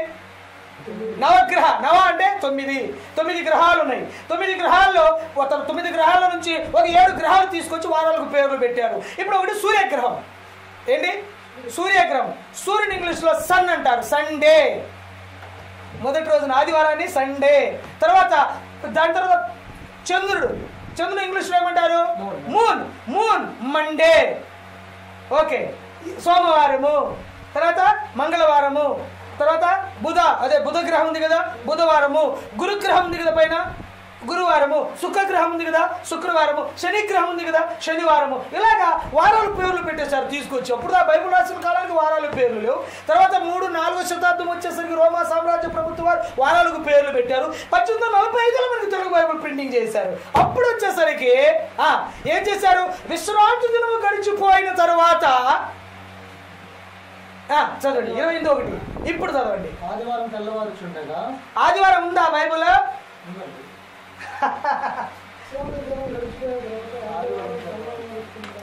అసలు ఓకే, ఇప్పుడు మనకి అజయ్ గారు విజయ్ కుమార్ గారు దాన్ని చదివి మనకి తెలుగులో దాన్ని తర్జుమా చేస్తారు ఈ యొక్క దీంట్లో.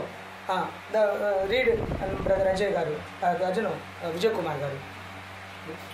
28:1. In the end of the Sabbath, as it began to dawn toward the first day of the week, Mary Magdalene and the other Mary See the speculation. went to see the spectacle. గట్టిగా చదవండి, కొంతమందికి అర్థమవుతుంది. English రాకపోయినప్పుడు కూడా మనకు అర్థమవుతుంది. చెప్పండి, చదవండి మళ్ళీ. 28:1. Give 28:1. The battery is dead. Battery is dead. At the end of the Sabbath, and the first day began to dawn, Mary and other Mary, they went to the tomb. ఇక్కడ The end, in the end of the Sabbath, as it began to dawn towards the first day of the week, came Mary Magdalene and the other Mary to see the sepulchre. Okay, ఇక్కడ ఏముందంటే విశ్రాంతి దినము గడిచిపోయిన తర్వాత వారంలో మొదటి రోజున మగ్దలైన మరియ వేరొక మరియ సమాధిని చూడ వచ్చారు. ఓకే, వారంలో మొదటి రోజు ఏ రోజు? ఆదివారం. అంటే బైబిల్ రాసిన, మన తెలుగు బైబిల్ రాసిన కాలానికేమో ఆదివారం వాడుకలు ఉంది కాబట్టి ఆదివారం అందరూ తెలిసిపోయింది కాబట్టి విశ్రాంతిని గడిచిపోయిన తర్వాత ఆదివారం తెల్లవారుచుండగా మగ్దలైన మరియ వేరొక మరియ సమాధిని చూడవచ్చారని మరి దీనికి ట్రాన్స్లేట్ రాశారు. ఓకే, కానీ ఇంగ్లీష్ బైబిల్లో హిబ్రీ బైబిల్ తీసుకొని కొన్ని కరెక్ట్ వర్షన్ రాశారు. ఏమని రాశారంటే విశ్రాంతిని గడిచిపోయిన తర్వాత వారంలో మొదటి రోజున మగ్దలైన మరియ వేరొక మరియ సమాధిని చూడవచ్చారు అని ఉంది. అంటే ఇది కరెక్టే, అది కరెక్టే. అదే వారంలో మొదటి రోజు. మరి ఇప్పుడు వారంలో మొదటి రోజు ఏ రోజు? ఆదివారం. కానీ అక్కడ వారంలో మొదటి రోజునే రాయాలా? మొదటి రోజు ఏ రోజు అంటే నీకు నాకు మనం క్యాలెండర్ బట్టి చూసుకుంటాం, తారీఖులు బట్టి చూసుకుంటాం, లేకపోతే వారాలు బట్టి మనం కనుక్కుంటాం కదండి అరుణ్ గారు. కానీ అదే రాయాలిగా. ఏది రాయాలి? విశ్రాంతి దినం గడిచిపోయిన తర్వాత వారంలో మొదటి రోజున మగ్దలైన మరియ వేరొక మరియ సమాధిని చూడవచ్చారని రాయాలా. కానీ ఇక్కడ ఆదివారం లేనిది కూడా వచ్చేసింది. అంటే ఆదివారం మొదటి రోజు కాబట్టి అక్కడ ట్రాన్స్లేట్ చేసాం. అలా కొన్ని చాలా తప్పులు ఉన్నాయి. అంటే చాలా లేనివి కూడా తెలుగు బైబిల్లో ఉన్నాయి. అంటే బైబిల్ దేవుడు పరిశుద్ధాత్మ చేత రాపించాడు. కానీ అది అనేక భాషల్లో తర్జుమా అయ్యేసరికి హెబ్రూ, గ్రీకు, లాటిన్, ఇంగ్లీష్, ఇంకా చాలా అనేక భాషలు, ప్రపంచం 1200 భాషల్లో ఈ బైబిల్ ఉన్నది అని చెప్పేసి పండితులు చెప్తుంటారు. సార్ 100 సంవత్సరాల్లో జీసస్ క్రైస్ట్ పుట్టిన 100 సంవత్సరాల్లో కంప్లీట్ అయింది కదా బైబిల్. ఆఖరి బైబిల్ రావటం అయిపోయింది. ఈ ఆదివారం అనే పదం అప్పుడు ఎలా తర్జుమా చేశారు వాళ్ళు? లేదుగా, అప్పుడు లేదు, బైబిల్లో లేదు. అక్కడ వారంలో మొదటి రోజునే ఉంటుంది అక్కడ. సో తర్జుమాలో తెలుగులోకి వచ్చేసరికి సండే అని పెట్టారు, ఆదివారం అని పెట్టారు, అంతే కదా. కానీ హిబ్రూ బైబిల్ ఆదివారం లేదు. అక్కడ వాక్యం ఏముందంటే మొదటి మత్తయి సువార్త 21 ఏముందంటే విశ్రాంతి దినం గడిచిపోయిన తర్వాత వారంలో మొదటి రోజు, ద బిగినింగ్ అంటే మొదటి రోజు అంటే పక్కాగా రాశారు. ఇక్కడ తెలుగులోకి వచ్చేలాగా రాయలేదు. ఇలా చాలా తప్పులు ఉన్నాయి. ఆ తప్పులన్నీ కూడా అక్కడక్కడ ఉన్నాయి. కనుక అసలు పరిశుద్ధాత్మ దేవుడు రాపించిన బైబిల్ ఏమో హిబ్రూ బైబిల్. అక్కడ కరెక్ట్గా ఉంది, ఇంకా చాలా కరెక్ట్గా ఉంది, చాలా క్లియర్ కరెక్ట్గా ఉంది అక్కడ. కానీ ఇక్కడికి వచ్చేసరికి అనేక భాషలు వచ్చేసరికి అక్కడ తర్జుమా. ఇప్పుడు ఇక్కడే మనం చూస్తాం. ఇంగ్లీష్ బైబిల్ చదివాము, తెలుగు బైబిల్ చదివాము. The beginning of the week, the beginning the first day, వారంలో మొదటి రోజు ఆదివారం అని ఉంటుంది. తెలుగులో వచ్చేది ఆదివారం ఉంటుంది. అంటే ఫస్ట్ రోజు ఏ రోజు అంటే ఆదివారమే కదా. వారంలో మొదటి రోజు ఫస్ట్ సండే అంటే ఆదివారం. అది క్యాలెండర్ కూడా సోమవారం నుండి స్టార్ట్ అవుతుంది. లేదు, ఎవరన్నారు? నేను అసలు క్యాలెండర్ వాడట్లేదా? ఏ క్యాలెండర్ అయినా సరే, మన క్రిస్టియన్ క్యాలెండర్ అని కాదు, హిందూ క్యాలెండర్ కాదు, ఇప్పుడు వాడుతున్న క్యాలెండర్. ఓకే, నేను ఇంకో విషయం చెప్పాలి. చాలా విషయాలు చెప్పాలి. ఇంకో విషయం కాదు, ఇలా నేను రేపు తెల్లారి దాకా చెప్పినా కూడా ఆశ్చర్యం కాదు, అయిపోదు అంటారనమాట. అలా ఉంటుంది అనమాట. ఇది ఈ రోజు కాదు, కడవరి దినాల్లో మనము తెలుసుకోవాల్సినవి చాలా ఉన్నాయి. ఇప్పుడు దాకా మనం నేను నేర్చుకుంది కూడా ఇంతే. కానీ నేర్చుకోవాల్సింది చాలా ఉంది. మీరు కూడా మీరు బైబిల్ వర్కర్గా, మనందరం బైబిల్ వర్కర్గా, బైబిల్ సేవకులుగా, దేవుని యొక్క సేవకులుగా, పరిచారకులుగా, దేవునికి ప్రజలకు మధ్య మనం రాయభారి సరైన సమాచారం తీసుకొని వెళ్ళాలి. ఒకవేళ అక్కడ ఒకటి చెప్పి రాయభారి ఇంకోటి నేర్చుకొని పోతే అక్కడ ఏమైతే తారుమారు అయిపోయింది. రాయభారి కాస్త బేరభారి అయిపోతాడు. అంటే తీసుకొని వెళ్ళేవాడు ఇంకొక రకంగా అయిపోతాడు, మారిపోతాడు. ఓకే, ఫర్ ఎగ్జాంపుల్ మత్తయి సువార్తలో ఓకే, తర్వాత చాలా ఉన్నాయి, ఇలాగ చాలా ఉన్నాయి. మిస్టేక్ చాలా ఉంది. తర్వాత నేను నా సబ్జెక్ట్ నేను కొంచెం ముందుకు తీసుకెళ్ళగలుగుతాను ఇలాగా. ఓకే, దేవుని నామమున స్తోత్రం చెప్తా. హల్లెలూయా. ఓకే, అందరు సంతోషిస్తున్నారా? ఓకే, మన టైం కూడా చాలా వేగంగా వెళ్ళిపోతుంది. నాకు ఈ గంట టైం అంటే నేను అసలు పట్టుకోను. ఎందుకంటే ఈ నేను అనేక సువార్త కూటాలకు వెళ్ళినప్పుడు కొద్ది చెప్పమంటారు, కానీ ఆ కొద్ది టైం సరిపోదండి అంటారు. 2-3 స్పీకర్లు పిలిపిస్తున్నావు, కానీ మీరు కూడా రావాలంటారు. 2-3 ఒక్కరికితో పెట్టించమంటారు. రాత్రి 10 గంటలకు మైక్ ఇస్తారు, 1 గంటకు స్టేజ్ దిగుతారు. రాత్రి 1 గంటకు పాలు తాగే పిల్లడు కూడా నిద్రపోవటానికి వీల్లేదు. అలాగా మరి నుదురుపాడులు, అలాగనే గంగలపాలెంలో, అలాగనే మరి ఇక్కడ ఇప్పర్లలో, అలాగనే ఇక్కడ కారుమంచిలో, మతుకుమల్లి కారుమంచిలో మొన్న పోయిన నెల 10-11 తారీఖులో మీటింగ్ జరిగినప్పుడు అలా 500 మంది 600 మంది కూర్చుంటారు. 12 గంటలు, 1 గంట ప్రార్థన అయ్యేసరికి 2 గంటలు, భోజనం అయ్యేసరికి 2:30, పండుకునేసరికి 4 గంటలు. అంటే రాత్రి ఆ టైమా, నిద్ర, ఆహారమా, సే భూల్ దేనా, సే చోడ్ దేనా, అన్ని మర్చిపోవటమే. ఎందుకంటే ఈ యొక్క వాక్యం ఎప్పుడైతే తెలుసుకుంటావో అప్పుడు ఉద్రేకం వస్తుంది, నిద్ర రాదు, ఆకలి అవ్వదు. దేని స్తోత్రం, హల్లెలూయా. ఆది అపొస్తలుల యొక్క సేవకులు అదే చెప్పారు. వారు సమయమనక అసమయమనక సువార్తను, ఇంక వాళ్ళకి సమయం లేదు, no time, no limit time. గంట చెప్పు, అరగంట చెప్పు, పావు గంట చెప్పు, వెళ్ళిపోదాం లేదు.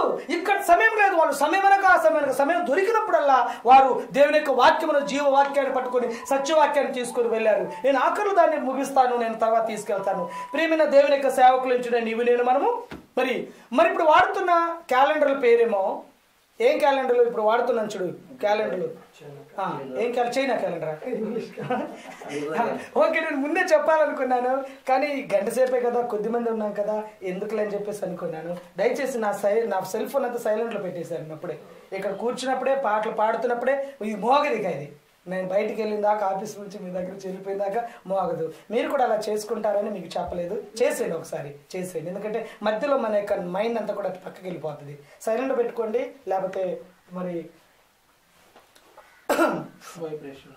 వైబ్రేషన్లో పెట్టండి. తర్వాత మనం బయటకు వెళ్ళినప్పుడు చూసుకుందాం. ఓకే, ఇప్పుడు మనం వాడుతున్న క్యాలెండర్లు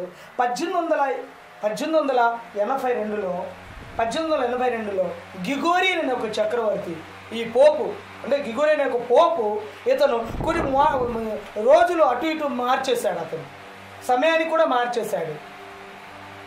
ఓకే, ఎందుకు మార్చాల్సి వస్తుంది అంటే దేవుడు ముందే చెప్పాడు. ఏం చెప్పాడు? తిమోతి గారు కదా, తిమోతి గారు మీరు, తిమోతి గారు కదా మీ పేరు? అదే నేను మర్చిపోతాను ఒకసారి, అందుకని ఒకసారి 2 సార్లు అరుణ్ గారు బాగా గుర్తుపెట్టేశాను, ఇక మిమ్మల్ని గుర్తుపట్టాలి నేను. తిమోతి గారు, ఇక్కడ దేవుడు ఏదైతే ముందుగా చెబుతాడో అవి తప్పకుండా తర్వాత అవి తప్పకుండా జరుగుతాయి. క్రీస్తు పూర్వం 600వ శతాబ్దంలో దానియేలు ప్రవక్త చేత దేవుడు దానియేలు గ్రంథం 7:25 ఒక మాటను చెప్పాడు. బలమైనది రిఫరెన్స్ అది. అక్కడ చదవండి, మీరు చదవండి, ఆయన రాసుకుంటారు, మీరు తీయండి. ఆరుణ్ గారు మీరు తీసి చదవండి, మీరు రాసుకోండి. దానియేలు గ్రంథం 7:25 ఆ రాజు మహోన్నతునికి విరోధముగా మాట్లాడును, మహోన్నతుని భక్తులను నలగగొట్టును. ఒక కాలములు అర్ధకాలము. దానియేలు గ్రంథం 7:25 డానియల్ 7 chapter 7 verse 25.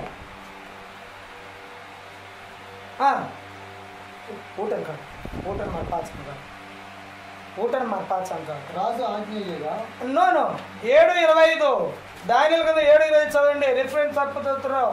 మరి ఆ రాజు మహోన్నతునికి విరోధముగా మాట్లాడును, మహోన్నతుని భక్తులను నలగొట్టును. అతడు పండుగ కాలములను, న్యాయ పద్ధతులను నివారణ చేయబోనుకును. ఒక కాలములు అర్ధకాలములు అతను వశములో ఉంచబడును. అబ్బా, ఇది చాలా బలమైన ప్రవచనం. ఈ ప్రవచనం యొక్క పాఠాలను తప్పకుండా మనం ఈ కడవరి దినాల్లో దేవుని యొక్క సేవకులుగా మనం నేర్చుకోవాలి. ఆ రాజు మహోన్నతుని విరుద్ధంగా మాట్లాడతాడు, మహోన్నత భక్తులు నలగొడతాడు. అతను ఏం చేస్తాడు? ఏమి నివారణ చేస్తాడంటే పండుగ కాలంలో న్యాయ పద్ధతులను నివారణ చేయబడుకుంటాడు. అంటే అక్కడ మనం ఇంగ్లీష్ బైబిల్లో చూస్తాం. ఏం చేస్తాడంటే వాడు సమయాన్ని మార్చేస్తాడు, ఆజ్ఞలను మార్చేస్తాడు. ఇంగ్లీష్ మాకు change of the laws and times. వాడు ఏం మార్చేస్తాడు? ఆజ్ఞలు మార్చేస్తాడు, సమయాన్ని కూడా మార్చేస్తాడు. దేవుని యొక్క ఆజ్ఞలు మార్చి, అంటే ఆ 10 ఆజ్ఞలను సినాయి కొండ మీద దేవుడు దిగివచ్చి రాసిచ్చిన 10 ఆజ్ఞలను మార్చి అధికారం ఎవరికైనా ఉందా? ఎవరికి లేదు. ఓకే, దేవుని యొక్క కుమారుడు, సొంత కుమారుడు, దేవుని యొక్క ప్రియ కుమారుడైన యేసుక్రీస్తు వారికి ఏమైనా ఇచ్చాడా అంటే ఆయన కూడా అందుకనే ఆయన చెప్పాడు మత్తయి 5:17లో చెప్తాడు, రాసుకోండి రిఫరెన్స్ 5:17లో, ధర్మశాస్త్రమునైనను ప్రవక్తల వచనమునైనను కొట్టివేయడానికి నేను అది కొట్టివేయడానికి రాలా, తీసివేయడానికి రాలా, అని నెరవేర్చడానికి చేయడానికి వచ్చాను. కనుక మీరు కూడా చేయాలి అంతే. ధర్మశాస్త్రం పాటించి మీరు కూడా పాటించాలి. దీన్ని తీసివేయడానికి కానీ కలపడానికి కానీ మార్చడానికి ఎంత మాత్రం నేను రాలేదు అని చెప్పాడు యేసు ప్రభు వారు. అయితే ఇక్కడ ఏం చెప్తుంది, ఆ రాజు మహోన్నతుని విరుద్ధంగా మాట్లాడతాడంట, మహోన్నతుడు భక్తులను కొడతాడు, పండుగ కాలములు అనగా సమయమును న్యాయ పద్ధతులు అనగా ధర్మశాస్త్రాన్ని మార్చివేస్తాడు. ఇంగ్లీష్ మనలో చాలా చాలా చక్కగా ఉంది, change of the laws and time. అతను ఆజ్ఞలు మార్చేస్తాడు, టైంని మార్చేస్తాడు. కానీ దేవుని యొక్క ఆజ్ఞలు మార్చే అధికారం ఎవరికి ఉందా? ఉందండి. వాడు మారితే ఎవడో మార్చాడు, వాడు సాతానుడే. ఎవడో సాతాను డైరెక్ట్ గురించి మార్చలేడు కదా. కొన్ని రాజ్యాలను, కొన్ని రాజులను, కొన్ని ప్రభుత్వాలను తన ఆధీనంలో ఉంచుకొని వాడు మార్చేస్తాడు కదండి. ఓకే, దేవుని స్తోత్రం గట్టి చెప్దాం. And Sabbath is the only commandment, the fourth commandment, that has time and law combined. Yeah. All the other ones are just laws, or just times. Sabbath is the only one in the Bible that has time and law combined. Combined. అవును, ఇక్కడ మనం చూస్తున్నాం, అజయ్ గారు చెప్తున్నారు, ఈ 4 ఆజ్ఞ ఏదైతే ఉందో ఇది సమయముతోను అలాగనే ఆజ్ఞలతోనే కలిసి ఉంది. అంటే ఎప్పటి నుంచి ఇప్పుడు దాకా పాటించాలని సమయం కూడా శాబతులో ఉంది. అలాగనే సబ్బాతు దేవుని యొక్క ఆజ్ఞ అని కూడా ఉంది. ఈ ఆజ్ఞ, ఇలా ఈ చట్టము, ఈ టైము రెండు కూడా కలిసి ఉంది. Good thought.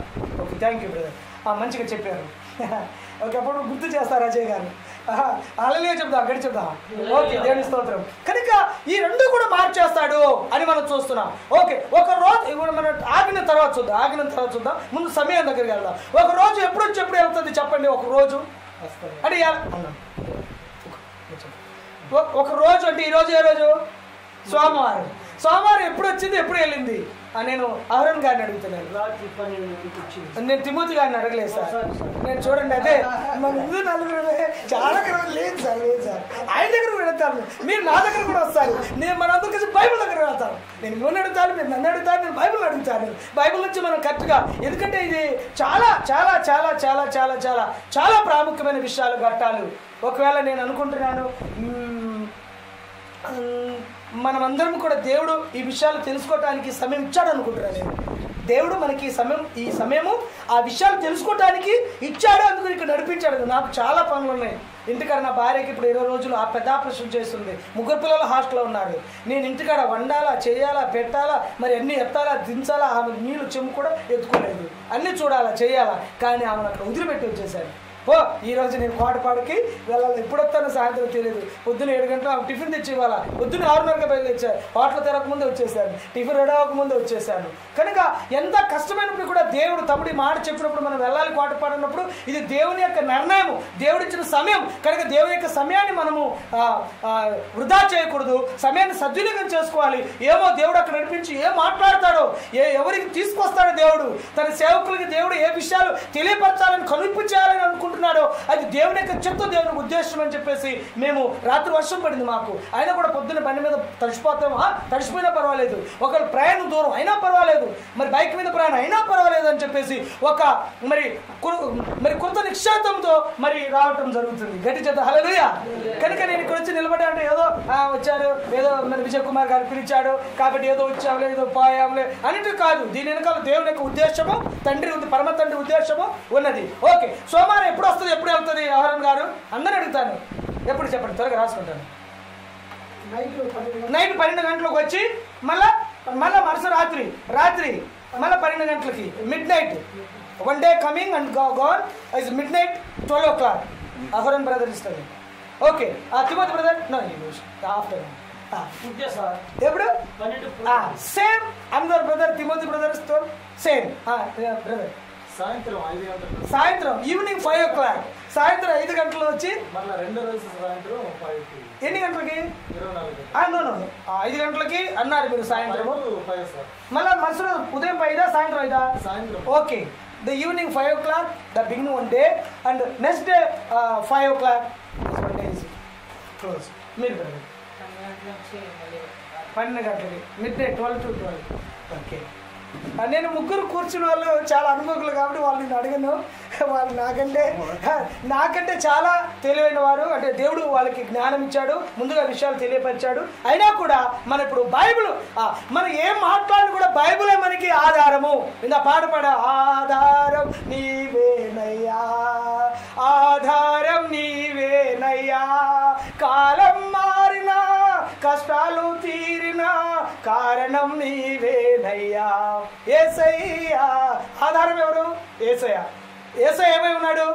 అది వాక్యం ఉన్నది, వాక్యం దేవుడు, వాక్యమే దేవుడు. అందుకే ఆయన దగ్గర వెళ్దా ఆధారం నువ్వేనయ్యా.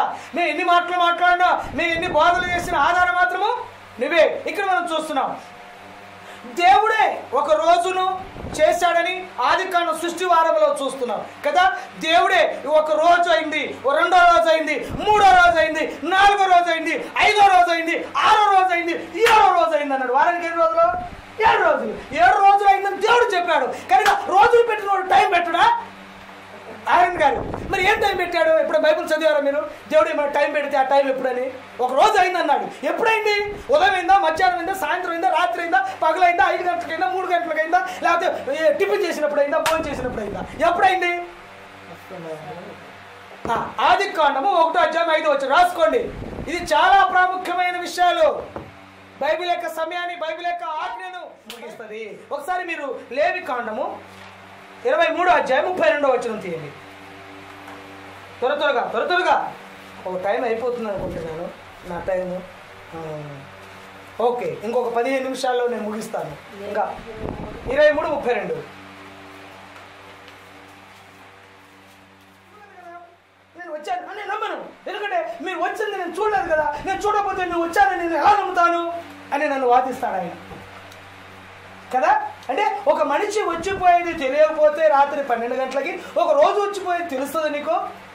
తెలియదు. రాత్రి 12 గంటలు ఏం చేస్తుంటావు? ఏం చేస్తుంటావు?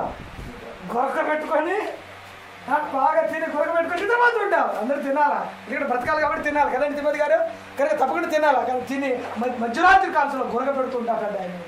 12 గంటలకు ఇంటికి పోతే దేవుడు సమయం ఇచ్చాడు. ఈ సమయం ఇప్పటి నుంచి ఇప్పుడు దాకా. ఎప్పటి నుంచి అంట? అస్తమయం అనగా పొద్దుగు. యేసుప్రభువు చనిపోయినప్పుడు కూడా లూకాసు వార్త 23వ అధ్యాయం, Luke chapter 23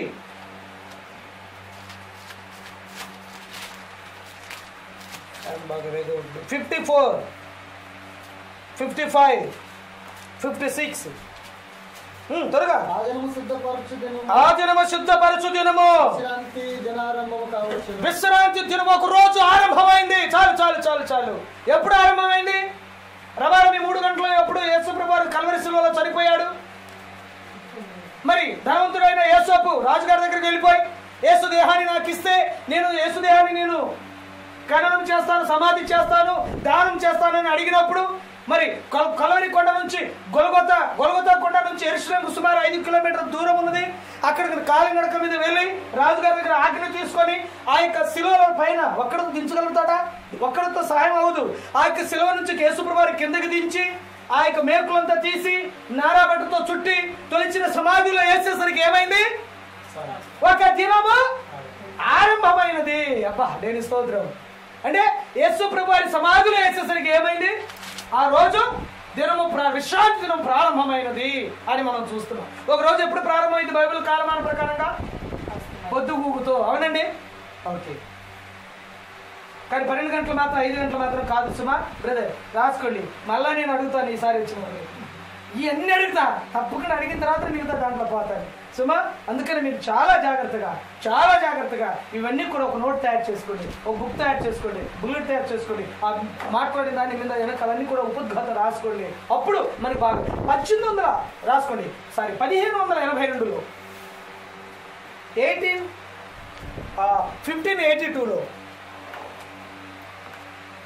గిగోరియన్, name is Gregorian చక్రవర్తి, this pope 1582 change of the time. Okay, ఎప్పుడు మార్చాడంటే ఇతను 1582లో గిగోరియన్ అనే ఒక చక్రవర్తి ఇతను మధ్యరాత్రి నుంచి మధ్యరాత్రి దాకా ఒక రోజు, అప్పుడు దాకా సాయంత్రం నుంచి సాయంత్రమే ఉండేది. ఈయన మార్చాడు, మధ్యరాత్రి నుంచి మధ్యరాత్రి దాకా ఒక రోజు అని మార్చాడు ఇతను. ఈయన పేరేంటి? గిగోరియన్ అనే పోపు లేక చక్రవర్తి, రాసుకోండి. తర్వాత ఏం మార్చాడంటే నెలకి ఎన్ని రోజులు పెద్దయా? మిమ్మల్ని చదువుకున్నాడు కదా, చదువులేనోడు చదువులేని అడుగుతాడు, మీరు చదువుకోలేదు కదా, మంచోడు. ఈ చదువుకున్న వాళ్ళు అయితే అయితే అసలు మర్చిపోతారు. నువ్వైతే ఒక దాన్ని మోటార్ గట్టి పట్టుకుంటావు. రోజు నెలకి ఎన్ని రోజులు? అబ్బా 30 ఎన్ని రోజులు? 30 రోజులు. అబ్బా మీరు లెక్క వేసుకోండి ఇప్పుడు. How many days for month brother? How many days for month? It depends. 28 to 31. This Bible time, Bible days. Bible is 30 days 30. per month. Okay, 30 రోజులు ఒక నెల అని పెద్ద ఆయన చెప్పాడు. మీరందరూ ఏకీభవిస్తారా? 30 రోజులు అంటే మీరందరూ ఏకీభవిస్తారా లేకపోతే కాదండి అని అంటారా? ఒక్కొక్క నెల మరి ఇప్పుడు ఉన్న క్యాలెండర్ ప్రకారం 28 రోజులు వస్తుంది, ఒక్కొక్క నెల 30 రోజులు వస్తుంది, ఒక్కొక్క నెల 31 రోజులు వస్తుంది. అది ఇప్పుడు మనం వాడుతున్న క్యాలెండర్కి, బైబిల్ యొక్క నెలలకి, లేక బైబిల్ యొక్క వారాలకి, లేక బైబిల్ యొక్క సమయానికి మనం ఇప్పుడు చూస్తున్నాం. ఆ రాజు మహోన్నతుడు విరోధంగా మాట్లాడతాడు. మహోన్నతుడు అంటే దేవునికి విరోధంగా మాట్లాడేవాడు, క్రీస్తు విరోధి, దేవుని యొక్క విరోధి. వీడు మార్చేస్తాడు, సమయాన్ని మార్చేస్తాడు, ఆజ్ఞలు మార్చేస్తాడు, వాక్యాలను మార్చేస్తాడు. గిగోరియన్ పోప్ అని అక్కడ లేదు, వాడు మార్చేస్తాడన్నాడు, వీడు మార్చాడు. మార్చింది వీడు, మార్చేస్తాడని చెప్పింది దేవుడు. వాడు క్రీస్తు విరోధి, ఆ ప్రభుత్వం, ఆ రాజ్యము, ఆ రాజు, ఆ చక్రవర్తి దేవుని యొక్క విరోధి. వాడు మార్చిన వాడిది చేస్తావా, దేవుడు పెట్టింది చేస్తావా? ఇక్కడ ఆన్సర్. దేవుని స్తోత్రం, హల్లెలూయా. ఇక్కడ రావాల్సిన పాయింట్ అది. దేవుడు మన పరమ తండ్రి పెట్టింది చేస్తావా, వీడు పెట్టింది చేస్తావా? పరమ తండ్రి చెప్పింది వింటావా, వీడు చెప్పింది వింటావా? అది ఇప్పుడు నా మాట వింటే నన్ను మీరు ప్రేమించిన నా ఆజ్ఞలు, మరి నన్ను ప్రేమించిన నన్ను మీరు ప్రేమించకపోతే ఎవడు ఆజ్ఞలు కైకొంటారు? మీరు ప్రేమించిన ఆ సమయాన్ని మీరు పాటిస్తారండి. మీరు నన్ను ప్రేమించలేదు, నేను 10 గంటలకు వస్తామని చెప్పాను. ఇక్కడికి తమ్ముడు బాబు నాయక్ మేము వస్తామని చెప్పాము. ఓకే, నన్నైతే మీరు చూడలేదు కాబట్టి తమ్ముడు బాబు నాయకులు వస్తున్నారని విజయ్ కుమార్ గారు చెప్పారు. 10 గంటలకల్లా ఇక్కడ ఉండాలి చెప్పారండి, మీరు చెప్పారా? ఓకే, 10 గంటలకల్లా ఇక్కడ మీరు విజయ్ కుమార్ గారి మీద అభిమానం ఉండి, లేకపోతే ఆయన మాటలు మీరు గౌరవించే మాట అయితే మీరు 10 గంటలు ఇక్కడ ఉండాలా? కానీ 11 అయింది, 10:30 అయింది, 11:30 అయింది, ఇంకా ఇక్కడ చేరుకోలేదు అంటే గౌరవించినట్ట, అగౌరవపరిచినట్ట, మాట విన్నట్ట. అది ఇక్కడ దేవుని మాట, దేవునికి విరోధమైన వాడేవాడు. చెప్పట్లేదా మీరాజు? అక్కడ మీరంతా సేవకులు. ఇక్కడ దేవునికి అగెనిస్ట్ ఎవరు? విరోధి ఎవడు? సాతాను, వాడు అపవాది. ఇక్కడ ఇద్దరు పని చేస్తున్నారు. వాడు నేను ఆ మాట ఉండవు అవాదములకు చెప్పాడు, మీరు తోటలో పళ్ళం తినండి కానీ ఇది మాత్రం మీరు తినొద్దన్నాడు. తర్వాత దేవుడు వెళ్ళిపోయాడు. తర్వాత దేవుడు వచ్చాడు, వాడు కూడా అదే మాట చెప్తున్నాడు, మీరు తినండి, మీరు చావనే. ఆయన వచ్చి చెప్పాడు, అయ్యా చస్తారని తింటే అని అవాదములు చెప్తుంటే వీడు అంటాడు చావనే అని. అంటే ఇక్కడ ఎవరు మాట వినాలా? ఈయన మాట దేవుని మాట వినాలా? కానీ ఇక్కడ వీరి మాట వింటే దేవుని యొక్క సవాసమును, దేవుని యొక్క ప్రేమను, దేవుని యొక్క రాజ్యాన్ని, దేవుని యొక్క సహాయాన్ని అన్నీ కూడా కోల్పోతాం. దేవుని రక్షణ కోల్పోతాం. దేవునితో ఉంటున్న యొక్క బంధాన్ని పూర్తిగా తెగిపోతుంది. ఇక అప్పుడు నుంచి శ్రమలు, కష్టాలు, బాధలు, ఇబ్బందులు, శ్వాసలు అనేకమైననే వచ్చేస్తాయి మనకి. కనుక ప్రియమైన ఇక్కడ మనం అందుకని ఇప్పుడు మనం ఈ సమయాన్ని, ఈ ఆజ్ఞలను దేవుడు ఏం చెప్పాడు, దేవుడు ఏం ఆజ్ఞించాడు, దేవుడు ఏం సమయం ఇచ్చాడు, దేవుడు ఏం చెప్పాడు, ఇక్కడ సాతానుడు ఏం చెప్పాడు, సాతానుడు ఏం బోధించాడు, సాతాను ఎప్పుడు టైం పెట్టాడు, సాతాను ఏం ఆజ్ఞించాడు, ఈ రెండుగా మనం తెలుసుకుంటే ఏది చేయాలి, ఏది చేయకూడదు అని ఎవరు నిర్ణయించుకోవాలా? మనమే. మీరు కాదు, మనము తెలుసుకున్న మనము. ఒకవేళ నువ్వు తెలుసుకోలేదనుకో ఎక్కడున్నట్టు? ఇక్కడున్నట్టా మధ్యలో ఉన్నాం. ఉంటే రెండు దారులు, ఒకటి ఇరుకు ద్వారం, 2 విశాలమైన 2 స్థలం. ఇక 3వది లేదు, మధ్యలో లేదండి. ఒక్కళ్ళు అక్కడ, ఒక్కళ్ళు ఇక్కడ, ఎక్కడో చోట. ఇంక 2వ చోట మాత్రం పెట్టడానికి వీలు లేదు, ఒకే చోట. కనుక ఇక్కడ అటైనా ఇటైనా, అంతే కదండి. ఉంటే పర్వాలేదు, లేకపోతే ఇంకా మధ్యలో ఉండడానికి ఛాన్స్, మధ్యలో స్థలమే లేదు. ఇక 2 దారులు ఉన్నాయి, 2 గేట్లు ఉన్నాయి, 2 గేట్లకి తాళమే దేవుని దగ్గర ఉంది. తాళం వేసాడు, తోలేశాడు, ఇంకెక్కడ మధ్యలో ఎక్కడ ఉంటాను? ఉంటే అటు లేకపోతే ఇటు, ఉంటే వెలుగు లేకపోతే చీకటి, ఉంటే పర్వకం లేకపోతే నరకం, ఉంటే దేవుడితో లేకపోతే సాతానుతో, ఉంటే యేసయ్యతో లేకపోతే లోకంతో. ఇంకా 2 3వ మార్గం మాత్రం లేదు. ఓకే, ఇక్కడ మనం చూస్తున్నాం చీకటి, అది వెన్నె, ఆ యొక్క అమావాస్య 15 రోజులు, వెన్నెల 15 రోజులు కదండి. నెలపొడుపు నుంచి మనం లెక్క పెడితే, నెలపొడుపు నుంచి మనకి వెన్నెల, చీకటి, ఈ 15 రోజులు, ఈ 15 రోజులు. ఈ నెల వచ్చేసరికి అమావాస్య టు అమావాస్య వచ్చేసరికి ఎంత? నెల. ఇది బైబిల్ యొక్క నెల కాలం కదండి. అయితే వాడు ఏం మార్చేస్తాడు? సమయాన్ని మార్చేస్తాడు.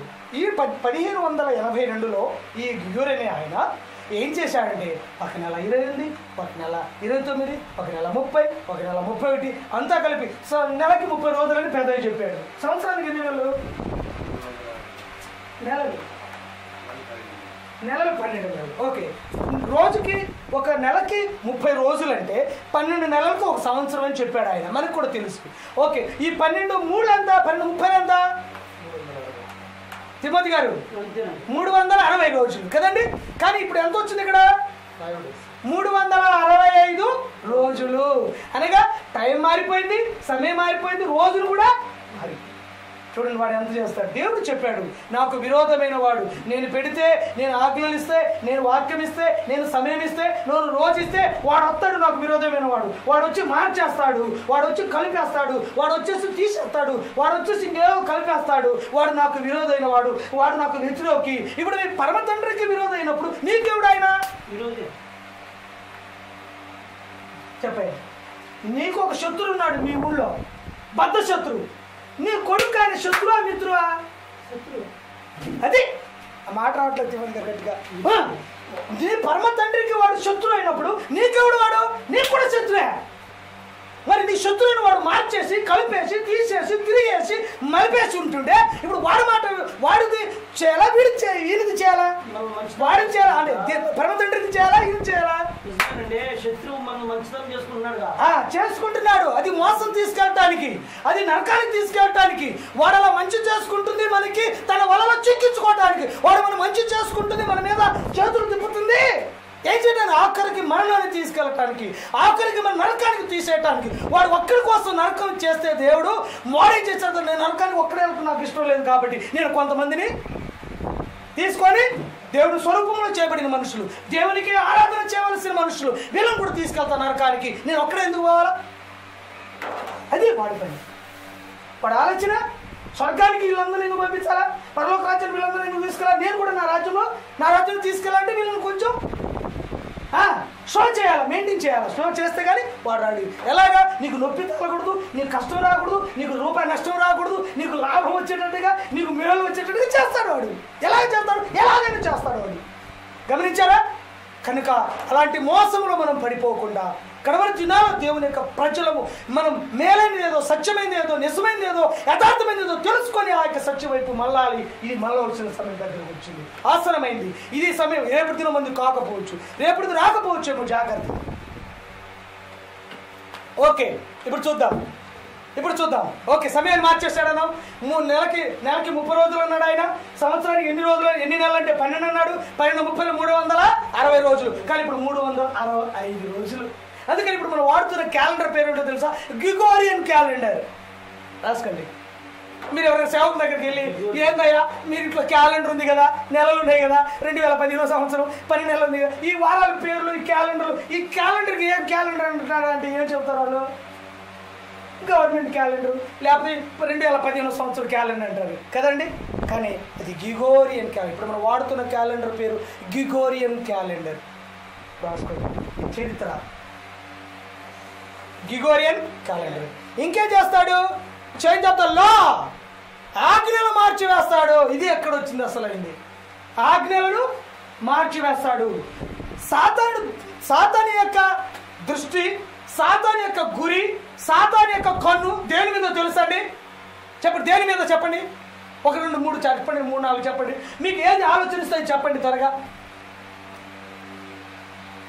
అజయ్ గారు చెప్పండి ఒకసారి.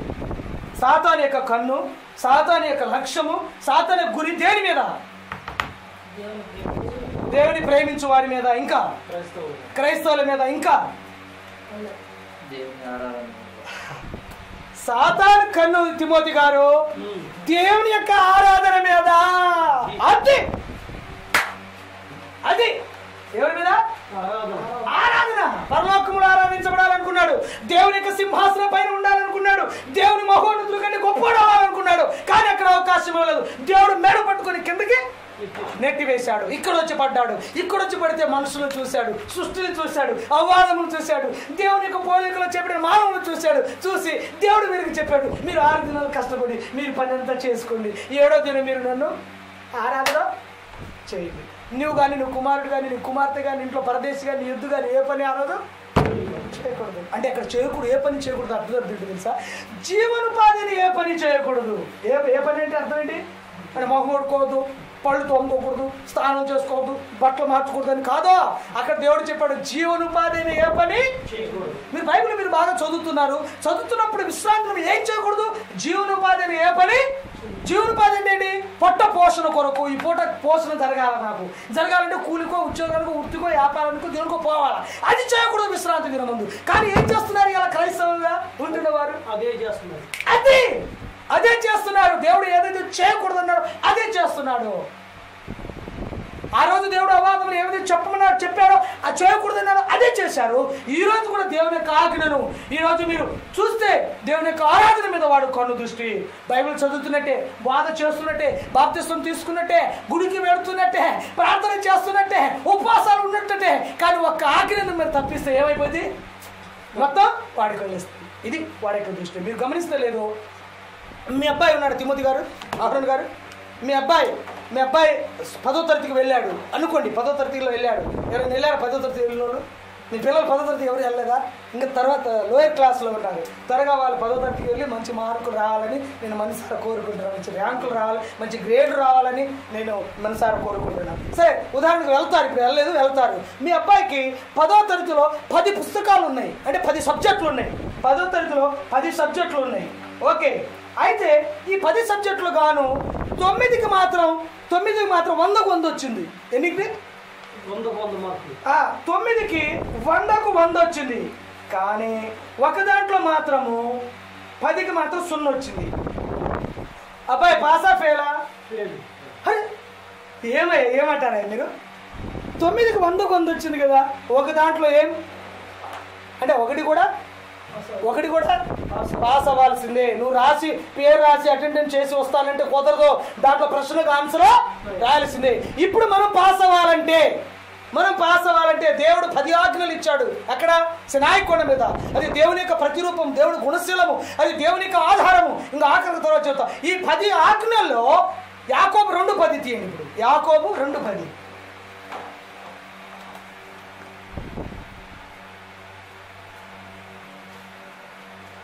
10 commandments. ఎవడైనను వాడు తెల్లోడు కానీ, నల్లోడు కానీ, చదువుకున్నాడు కానీ, చదువు రానివాడు కానీ, వాడు బక్కోడు కానీ, బలిసినోడు కానీ, పేదోడు కానీ, ధనవంతుడు కానీ, వాడు స్త్రీ కానీ, పురుషుడు కానీ, వాడు విదేశీ కానీ, పరదేశీ కానీ, స్వదేశీ కానీ, అయ్యా జోలపాటు పడినట్టుంది. ఎవడైనను ధర్మశాస్త్రం అంతా గైకొని ఇది ఒక్క ఆజ్ఞ విషయంలో ఒక సబ్జెక్ట్ లో తప్పిపోయినట్లా ఆజ్ఞ అన్ని విషయంలో అతను అపరాధి అవును, తప్పు చేసిన వాడు అవుతాడు, నేరస్తుడు అవుతాడు, లేక పాపి అవుతాడు. యాకోబు 2:10. ఎవడైనా సరే, వాడు విదేశీ కానీ, పరదేశీ కానీ, వాడు యూదుడు కానీ, అన్యుడు కానీ, వాడు తెల్లడు కానీ, నల్లడు కానీ, వాడు పక్కడు కానీ, పరదేశీ కానీ, వాడు అమెరికన్ కానీ, ఇండియన్ కానీ, ఎవడైనా సరే, అజయ్ గారు కానీ, లేకపోతే నువ్వు కానీ, నేను కానీ, మనం ఎవడైనాను ఈ భూమి మీద ఉన్న మనుషుడు ఎవడైనా సరే ధర్మశాస్త్రం అంతా గైకొని ఒక ఆజ్ఞ విషయంలో తప్పిపోయినలా, ఆజ్ఞ అన్ని విషయంలో తప్పిపోయినాడు అపరాధి అవుతాడు, నేరస్తుడు అవుతాడు, తప్పు చేసిన వాడు పాపి అవుతాడు. అపరాధి అంటే పాపి. ఇక కింద వచ్చినలో 2 ఆజ్ఞలు ఉదాహరించాడు. 10 ఆజ్ఞలు 2 ఉదాహరించాడు. ఏంటో చదవండి. వ్యభిచరించవద్దని చెప్పిన వాడు నరహత్య చేయవద్దని కూడా చెప్పాడు. అది చెప్పినాడు, ఇది కూడా చెప్పాడు. కానీ వ్యభిచారము చేయకపోయినను నరహత్య చేసిన ధర్మశాస్త్ర విషయంలో ఆజ్ఞల విషయంలో నువ్వు ఓకే. ఇక్కడ చూడండి ఇప్పుడు ఇటు చూడండి, ఇటు ఇక్కడ 2 ఆజ్ఞలు ఉదాహరించాడు. మొత్తం ఇన్ని 10 2 ఉదాహరించాడు. ఈ 2 ఉదాహరించినప్పుడు మిగతా 8 లేవని అక్కడ ఉన్నాయి. ఇక్కడ మనం చూస్తే వ్యభిచరించవద్దని చెప్పిన వాడు నరహత్య చేయవద్దని కూడా చెప్పాడు కదండి. ఓకే, నువ్వు వ్యభిచారం చేయట్లేదు, కానీ ఏం చేస్తున్నావు? నరహత్య చేస్తున్నావు.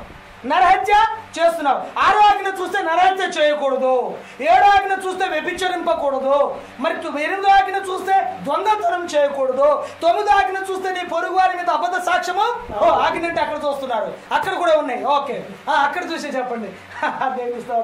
మంచిది. విజయ్ కుమార్ గారు చక్కగా 10 ఆజ్ఞల లిస్ట్, 10 కమాండ్మెంట్స్ లిస్ట్ అని విజయ్ కుమార్ గారు ఆఫీసులో పెట్టారు. Vijay Kumar office in 10 commandments list in the wall.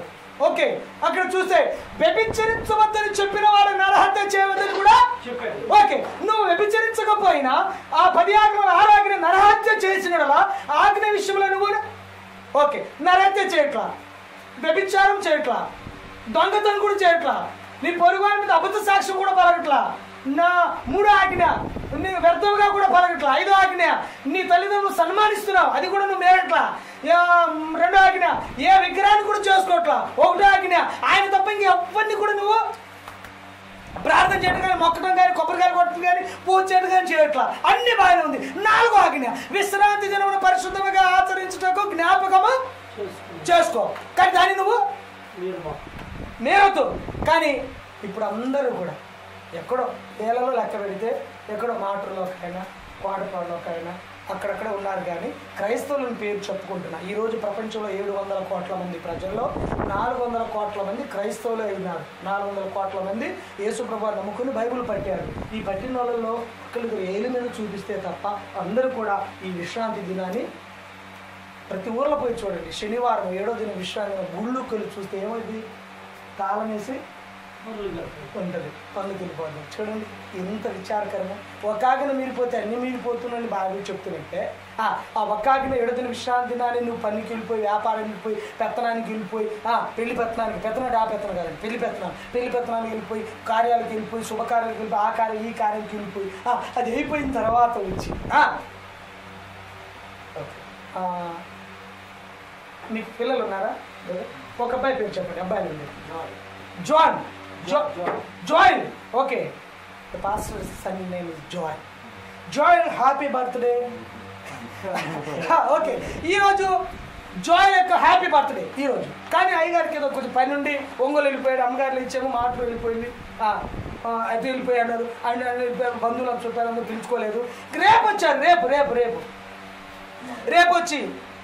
రేపు వచ్చి అయ్యగారు ఒంగోలు వచ్చి సరుకులు, సామాన్లు, టెంట్లు, కేకులు అన్నీ తీసుకొచ్చి పెట్టేశాడు. అమ్మగారు కూడా వాళ్ళ బంధువులు, తల్లులు, చెల్లెళ్ళు, అమ్మగారిని అందరిని పిలిపించేసింది. ఆ బ్యాండ్ మేళం తీసుకొచ్చేసి happy birthday Joel, happy birthday Joel అని పెద్ద పండుగ చేస్తున్నారు. బర్త్డే పండుగ.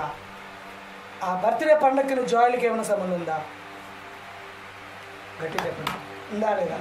ఎందుకు లేదు? జాయ్ పేరే చెప్తున్నాం కానీ జాయల్ ఆ రోజు పుట్టలేదు. అది జాయల్ ఆ రోజు పుట్టలేదు.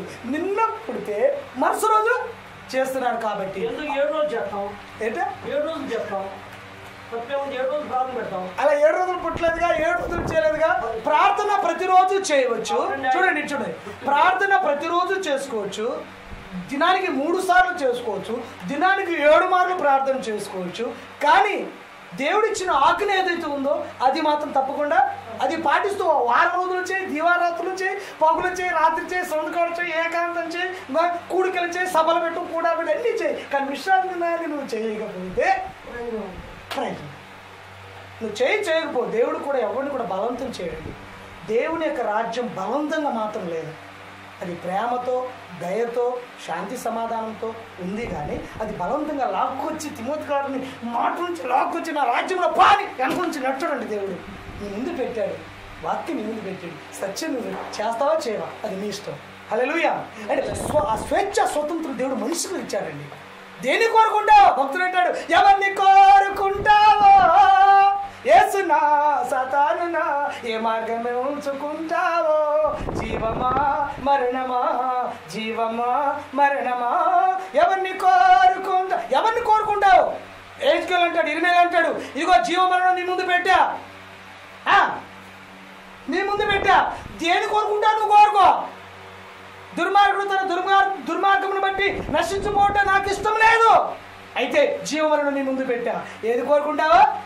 సత్యం అసత్యం నీ ముందు పెట్టా, దేని కోరుకుంటావు? అది నీ ఇష్టము. నేను మాత్రం బలవంతము దేవుని యొక్క ప్రేమామయుడు కనుక ఆయన ఎవరిని కూడా పట్టి పీడించే పని మాత్రం చేయడు. అది నీ ఇష్టం. రేపు వెళ్ళిపోయినప్పుడు అక్కడ తీర్పులకు వెళ్ళిపోయినప్పుడు ఓకే. ఇక్కడ నేను చెప్పాను యాకోబు 2:10 ఏమంటున్నాడు? 10 ఆజ్ఞల్లో ధర్మశాస్త్రం అంతా గైకుని ఒక ఆజ్ఞ తప్పిపోతే అన్ని తప్పిపోయినాయి. 10లో 1 తప్పిపోతే అన్ని తప్పిపోయినట్టే అని చూస్తున్నా. 10లో 1 పోతే ఎంత? ఓకే, ఇక్కడ నేను రాస్తున్నాను. ఇది 1 అయ్యా, ఇది 0 అయ్యా. 1 పక్కన 0 పెడితే 10. ఓకే, నేను 10లో 1 పోతే 1 తీసేసా. ఎన్ని ఉన్నాయి? 0 తీయలేక 10లో. एक आग है दिल में हमको लगाना है, एक आग